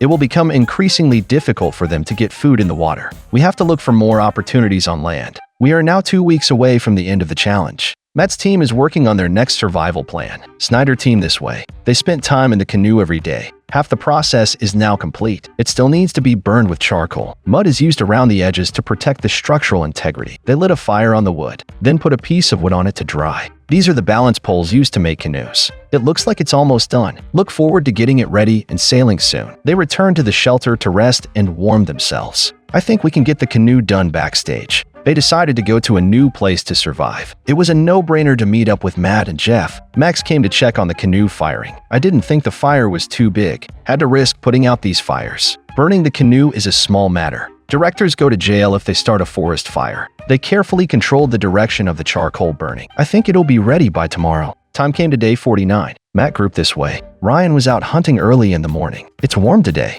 He hopes to hunt a nutria. They're in desperate need of barbecue to fuel their bodies. It's easier to get hungry when it's cold. Matt and Riley are going hunting in the woods. You can catch any prey and eat it in a crock pot. There are swamps everywhere. Ryan won't even walk on the ground. While he was exploring the neighborhood, spotted a squirrel nearby. Aiming a spear at a squirrel is one shot. The little squirrel was scared and ran home to find his mother. Riley and Matt are on the hunt, too. They also spotted squirrels. Squirrel meat is small but abundant. Matt's aim was an arrow. Successfully caught a squirrel. This arrow is really accurate. The hunt finally paid off. This squirrel had shot. Matt took the opportunity to brag about himself. They returned to the shelter with a squirrel. Is there enough for one squirrel? Snyder teamed this way. They decided to leave here tomorrow. Snyder already hates that kind of thing. Trying to find a new place to live. They're recycling all the paracord. Getting ready to leave tomorrow. Snyder made a paddle out of wood. It's a manual job. Their raft was always fired. Dig the charcoal ash out of it. It's beautiful when it's done up. They used to hang the charcoal off it. Make the canoe as fine as possible. I made exactly 2 spots. I just don't know if it'll float. In order to be more stable during the voyage, add a balancing device to the canoe. Matt grouped this way. They're enjoying a squirrel roast. This squirrel is their food for the day. It's not very big, though. Such cold weather. It's good enough to have something to eat. Time came to the 50th day. The Snyder group plans to go looking for new areas to generate today. Well, it's just a show crew meeting up. Early in the morning, Snyder was praying for a smooth move. This is obviously a play for yourself. I know the show set it up. After praying, they set out. Decorate the canoe briefly. I'm gonna be a brave voyager. write crocodile on it. I'm sure this canoe crocodile would have nightmares. They checked the map before setting out. They planned to follow the river all the way up. I don't know why I chose this route, but I know. It's going to end up with Jeff mad in them. They pushed the canoe into the water with great effort. It's a lot heavier than they thought. After they put the canoe in the water, it can float 2 people, but there are too many water lilies around. It's very hard to slide. They sat in the canoe and kept sliding. The hull is very close to the water. You could easily get water. It was hard to get to normal waters. They will embark on a long voyage. Jeff, check the hooks over here. I haven't caught any fish in days. He hoped very much that he would be lucky to catch one this time. He pulled the fishing line in the water, but no fish were caught. Without any fish, they continued to gather firewood. Today is the 50th day. They need to continue generating for another 10 days to complete the challenge. It's a very complicated place to live. It's a good thing they've survived this far. Jeff and they came to Matt's team. Let's talk about how to deal with this winter. The resources here have been depleted by them. The water level has dropped and fishing is difficult. They also intend to travel to other places to survive. Jeff offered to combine numbers and resources. Spend the next 10 days together. Matt's team did the same, although it will be merged with too loud public. But to survive, let's make a little noise. They decided to officially become a team. Go to new location to continue building. The purpose is obvious. It was a no-brainer to end up with the Snyder group. They're going all the way north too, and Snyder's side. They sailed through the water for hours. There are a lot of trees in this location. They want to explore it here. As soon as Snyder landed, he noticed deer footprints on the ground and lots of snail shells. They've mentioned deer many times. Presumably this merger must have been hunting a deer. They chose a strong piece of wood here. Snyder plans to set up a shelter here. It's a natural shelter. All you have to do is put a stick on it. It's a lot more than that. Max is in charge of building the shelter. Snyder was in charge of the fire. You have fire, you have everything. They tried to set up the shelter before dark, and so they rested at night under the trees. They have a lot of fur. It's not cold at night. Max clearly felt the temperature drop. Time came to day 51. This morning, they collect everything. Prepare to start moving on foot. Ryan put together a lot of tools. This is a beard comb, bows and arrows and fishing tools. Jeff, when they woke up, I started packing up too. Not much stuff though, but it's all they have. They all stood in the doorway packing up their gear, just wearing fur and carrying some primitive tools. Jeff and Steven come over, too. When everything was ready, we set out. This hike will take at least 10 kilometers, but it's nothing to them, you know, as strong as an ox. Snyder wakes up early to collect wood. The neighborhood is a whole new place for them. There are plenty of resources for them to consume. Today, they continue to improve the shelter. Aren't you here to hunt? Would it be fun to collect wood in a different place? Maybe building shelter is harder than hunting. Jeff, they were walking in the jungle. I'm sure they'll all be together soon. So what's in store for them next? Look forward to an update in the next video. This might be the most genuine wilderness survival yet. They caught a big fish and even snagged a rodent. At night, everyone gathered around the campfire for a barbecue feast. In the last episode, Matt's team merged with Jeff's team. They hiked together to a new survival spot. After hours in the jungle, Jeff spotted many snail shells on the ground, a promising sign. Ahead was a river, and they saw a canoe there. It was left by Snyder's team. Meanwhile, Snyder and Max were working on a shelter. Max faintly heard someone calling and first thought it was a ghost. Upon closer inspection, they saw a group of people. She and Snyder ran over and found Jeff's large team. Everyone was finally reunited. They were thrilled and excited, shouting like primitive people. Riley, the only woman, felt strong among them. Faced with this group of rowdy guys, she felt fortunate to be the only woman and felt strong. She had no idea that even if she screamed her head off tonight, no one would come to her rescue. And that is absolutely insane to me. Only woman to have survived. That's a lot of pressure. I absolutely have to get my ass.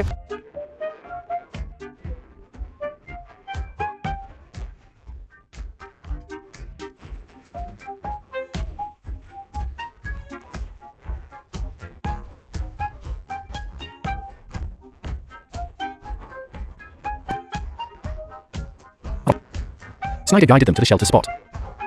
They named this shelter a Wildman's Nest. Jeff was ecstatic to see Snyder again. They teamed up in the first season and once caught a giant eel together.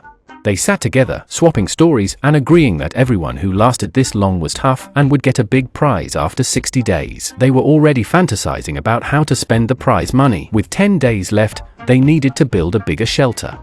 Dark clouds began to gather in the sky, indicating a possible heavy rain. They had to quickly improve the shelter. After planning, they began building the shelter. More hands made the work easier. Some collected wood, while others chopped down trees. They needed to gather as much wood as possible. The shelter was small, and some might have to sleep outside tonight. Wood became their source of warmth. As night fell, their shelter was just a frame. 3 people slept inside, while the others rested outside. It started to drizzle, but they chose to camp outside, showing how tough they were, not fearing the cold. They couldn't sleep at night, and even when it rained lightly, they still lay on the ground. On the 52nd day, they barely slept last night, tormented by wind and drizzle. Today, they planned to improve the shelter. With so many people, building 2 shelters was no problem. They began chopping trees. They crossed the river to gather palm leaves. Everyone knew their tasks and worked diligently. Building the shelter was tough, but hunger wasn't a problem. The main challenge was the rain and cold. Even with many hands, building the shelter was tough. They constructed a wooden frame. Then they covered it with palm leaves to block the rain. With such tight time, they could only build a rainproof shelter. If it could block the wind, it would be warm. Soon, they built a shelter for 4 or 5 people. Seeing so many people working, Snyder was very excited. They lit a big fire inside the shelter, and Steven sat inside. Everyone felt a lot warmer. They kept the fire blazing, and smoke billowed from the shelter's roof. The night was dark and windy. They rested under the wood, with a long fire pit. Everyone lay around the fire. If they had some roasted meat, it would feel like a New Year's celebration. Matt was next to Jeff, whose snoring was very loud. The snoring was so loud that it was impossible to sleep. On the 53rd day, the weather was great. They slept comfortably last night. The shelter problem was solved. Now they needed to focus on getting food. The condition for staying here was they must gather enough food. The evacuation point is still 11 kilometers away, and they'll need to travel by water to get there. This means they have to come up with a plan. They've been hungry for days, so getting food this week is crucial. They started exploring by the river. Steven set up a trap there, but it was obvious it wouldn't work. This isn't a path that animals use. He's dreaming if he thinks something will just wander by. He didn't even put any bait. You'd be better off drinking the northwest wind. It's more useful. Maybe he just set a random trap to snag the cruise props. Matt's hunting in the jungle with a bow and arrow. He finds some fresh, appetizing droppings. Damn it. I bet Matt made those droppings while hunting. He marks the trail with his knife to avoid getting lost. Riley set up bait by the river and began fishing, hoping for a good catch. Jeff and Snyder teamed up to hunt. He loves to shout and yell, but out of respect for the team and to avoid disturbing their hunting, he tries to stay as quiet as possible. Jeff spots some bear droppings on the ground, and the 2 of them crouch down to examine it. If the cameraman wasn't there, they might have tasted it.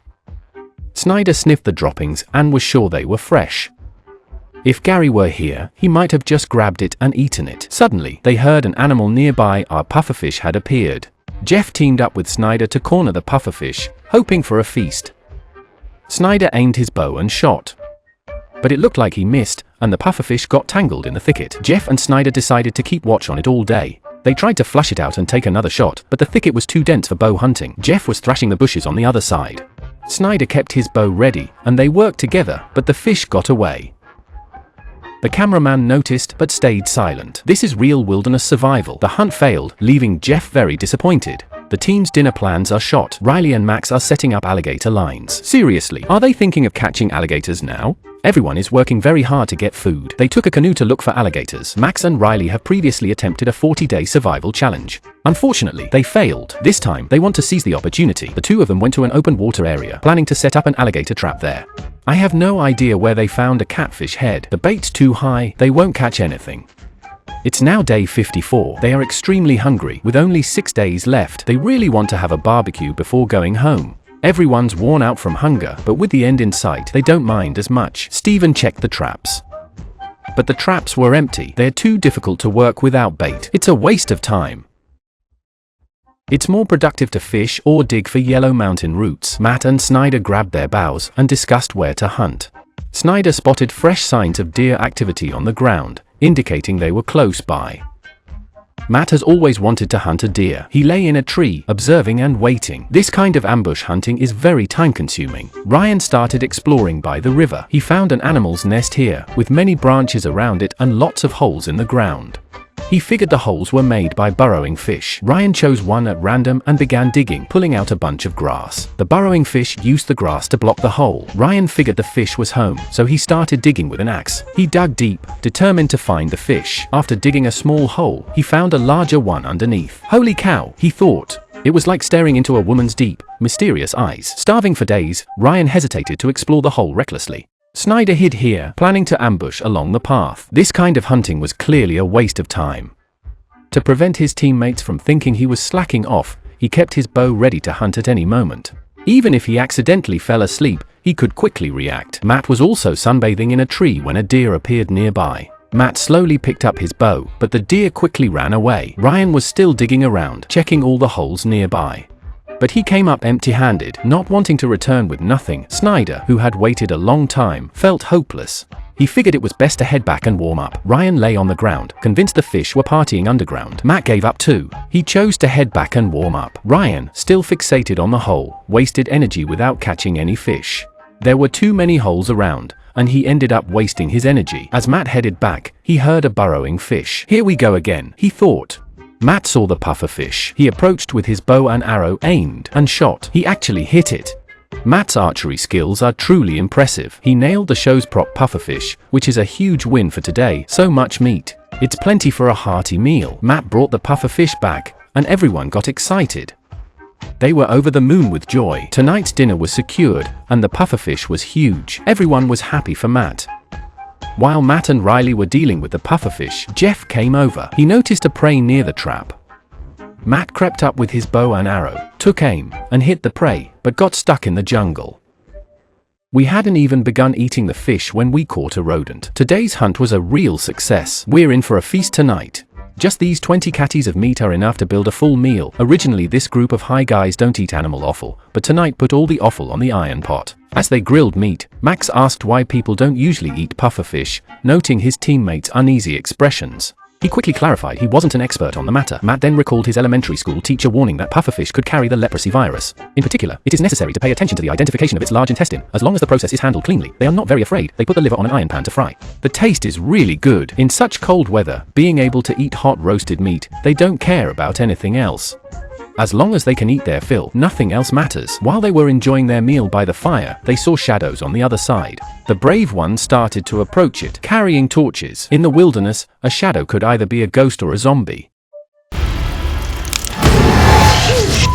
Suddenly, no one felt like eating meat anymore. Eventually, after confirmation from local media and the show's crew, it was reported that they indeed encountered ghosts. Everyone started retreating to the shelter, so this part won't be shown to the audience. Now, it's day 55.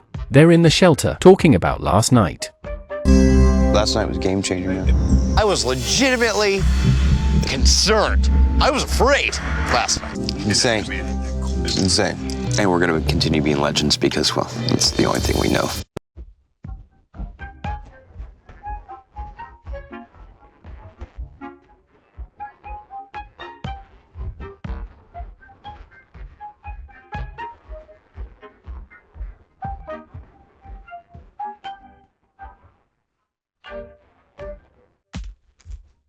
It was better to fish by the shore. Jeff also started hunting here, setting up some traps. After enjoying grilled meat yesterday, I assumed they'd take it easy until the end. Surprisingly, they're still very motivated today. Snyder prepared a spear, just in case they encountered a wild boar. Steven held a piece of bait, placing it in the trap. He really wanted to contribute to the team. Always being a bystander was quite awkward. He set up a huge network of traps, hundreds of them. If they still couldn't catch anything with all those traps, then the show would be to blame for being unfair. Riley and Max used a canoe to check the crocodile traps. The canoe was very well made, making me want to paddle it too. Max really hoped to catch a crocodile, but the bait they set didn't attract any. After the big barbecue yesterday, Riley felt hungry again today. They had been working hard to hunt these past 2 days. Because of the cold weather, many animals had started hibernating. Riley hoped for a good catch tomorrow. It's now the 56th day. Jeff checks the traps early in the morning. He found a pile of dung on the ground, claiming it was from a wild boar and very close to his trap. He hopes to catch a wild boar. Jeff set up 7 traps here and checks each one. He discovers one trap has been heavily damaged by a wild boar, and the bait has been eaten. There are pig hairs all around. Holding the hairs, he feels both excited and disappointed. They might have caught a wild boar last night, but it escaped. The broken branches nearby show how fiercely the boar struggled, even breaking nearby trees. The prize slipped away. He has to reset the traps here.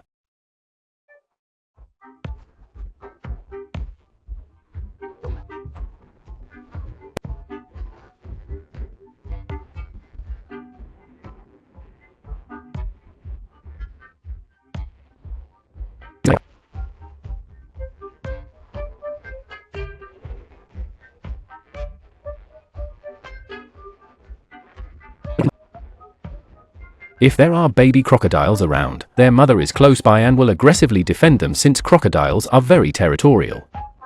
Maybe Ryan setting up crocodile traps here is a good idea. If we can catch a crocodile before we leave, that would be an epic barbecue feast. Ryan scaled a tree to place the crocodile trap. That's pretty high up. Max and Riley are both fishing by the shore, hoping to catch some catfish for dinner. Everyone is hoping for a big meal now. Nobody wants to count on Elton alone to pull through. As we near the end, my hunger grows. Luckily, Max caught a catfish. But the catfish was tiny. It's definitely not enough for this group of hungry teachers. Jeff snagged a fish here too. He snagged a big catfish. We never eat the fish heads. They caught 2 catfish today. Look at Ryan's stance. I bet he just came from a film set. Although we caught 2 fish, dividing among 7 people, it's still not quite enough. At most, each person gets a bite and it's gone. On the 57th day, Ryan checks the crocodile traps early in the morning. He searches the shore for small crocodiles since catching a big one seems impossible. Even a small fish would be enough. The bait on the trap shows no signs of activity. While climbing a tree to adjust the bait, he spots a small crocodile underwater. If he had a bow and arrow, he might be able to hunt it. Ryan considers jumping down to catch the crocodile, a very risky move given the height and the cold weather. If he fails, it would be a big loss. He shakes the bait from the tree to lure the crocodile, but it fails. He opts for plan B instead. Unfortunately, the crocodile is a bit too far, and he watches it swim away. This old sea dog is really cautious. Today, almost everyone is lying in the shelter. With only 3 days left, they probably don't want to exert much effort. Even though they're very hungry, they seem happy. Since they'll get $100,000 when they return, they just drink water to curb their hunger. Why not gather some wild vegetables? On the 58th day, they wake up early, unable to sleep. Matt plans to go hunting. At dawn, they come out to drink water. These guys are really dedicated, getting up at 4 a.m. to hunt. Snyder also heads out early to hunt. Everyone is very hungry and eagerly hopes to catch something for a barbecue feast. Snyder wants to contribute to the team. He examines some fresh droppings on the ground, indicating wild boars are nearby. The footprints are also fresh. Sure enough, Snyder spots a wild boar, but the area is full of thorns. Matt has been hunting since 4 a.m. and it's now 10 a.m. He's been out for 6 hours and also spots a wild boar. He slowly approaches with his bow and arrow. Unfortunately, he fails to catch it. Wild boars are everywhere, leaving him very disappointed. By 5 p.m., Snyder has been out all day and chooses to stay, hoping the wild boar will reappear, not even returning at night. He plans to stake out here tonight. Another tough guy, still working hard to get food despite only 2 days left. He hears animal footsteps nearby, but it's so dark. How can he hunt? The footsteps continue around him. He knows it's back. I don't want to keep everyone up at night, so I'll skip this part. It's now the 59th day, and tomorrow is the day of departure. Today, they plan to build a raft. The raft is their only means of leaving. They already have a dugout canoe. They need to build a 5-person raft. Everyone starts planning the construction. After planning, they begin chopping down trees. Building the raft requires a lot of wood. Fortunately, there are plenty of trees here. One by one, the trees fall. They build the raft very quickly. All they need to do is tie the logs together using paracord. With many hands, the work goes quickly. Some gather wood while others build the raft. The 60-day survival challenge is nearly over. No one is interested in a barbecue feast now. They just want to go home and enjoy burgers and fried chicken with their winnings. In less than half a day, the raft is built. Ryan, out exploring, spots a pufferfish. He runs over and grabs its tail. But it slips into a hole. He quickly calls for help, and they rush over with axes, starting to dig at the hole. Before leaving, they manage to catch the pufferfish. It's like a New Year's celebration. They pull it out, thrilled. Who would have guessed they'd get a meal before leaving? Tonight's barbecue will be their happiest feast yet. They might not even need to sleep after their meal. They could stay up all night until dawn, then head home to claim their prize. After eating, they feel great. The fire in the shelter is blazing. Tonight might be their happiest night. It's now the 60th day, the day of departure. They rise early, paddles already made. After putting out the fire, they head to the extraction point. Regardless of the cold, they remain undeterred and excited about going home. They consult the map. The extraction point is 11 kilometers away, even farther by water. They pack up and head out. Before departing, they clean their feet. After enduring hunger for over 40 days, they can finally head home. They launch the raft. These guys are having a great time. Their jersey-made helmet looks cool. Skate shoes would make them even more stylish. They sail very slowly. It's not that they aren't eager to go back, but the show needs to fill time. Walking would be faster than their pace. Even though it's slow, after 60 days, a few more hours don't matter. They reach open water, where the wind is strong and there are many crocodiles. It looks dangerous on the surface, and it really isn't safe. After a few hours of rowing, they finally see the show's seaplane. They've made it through the 60-day survival challenge. Where will their next adventure take them?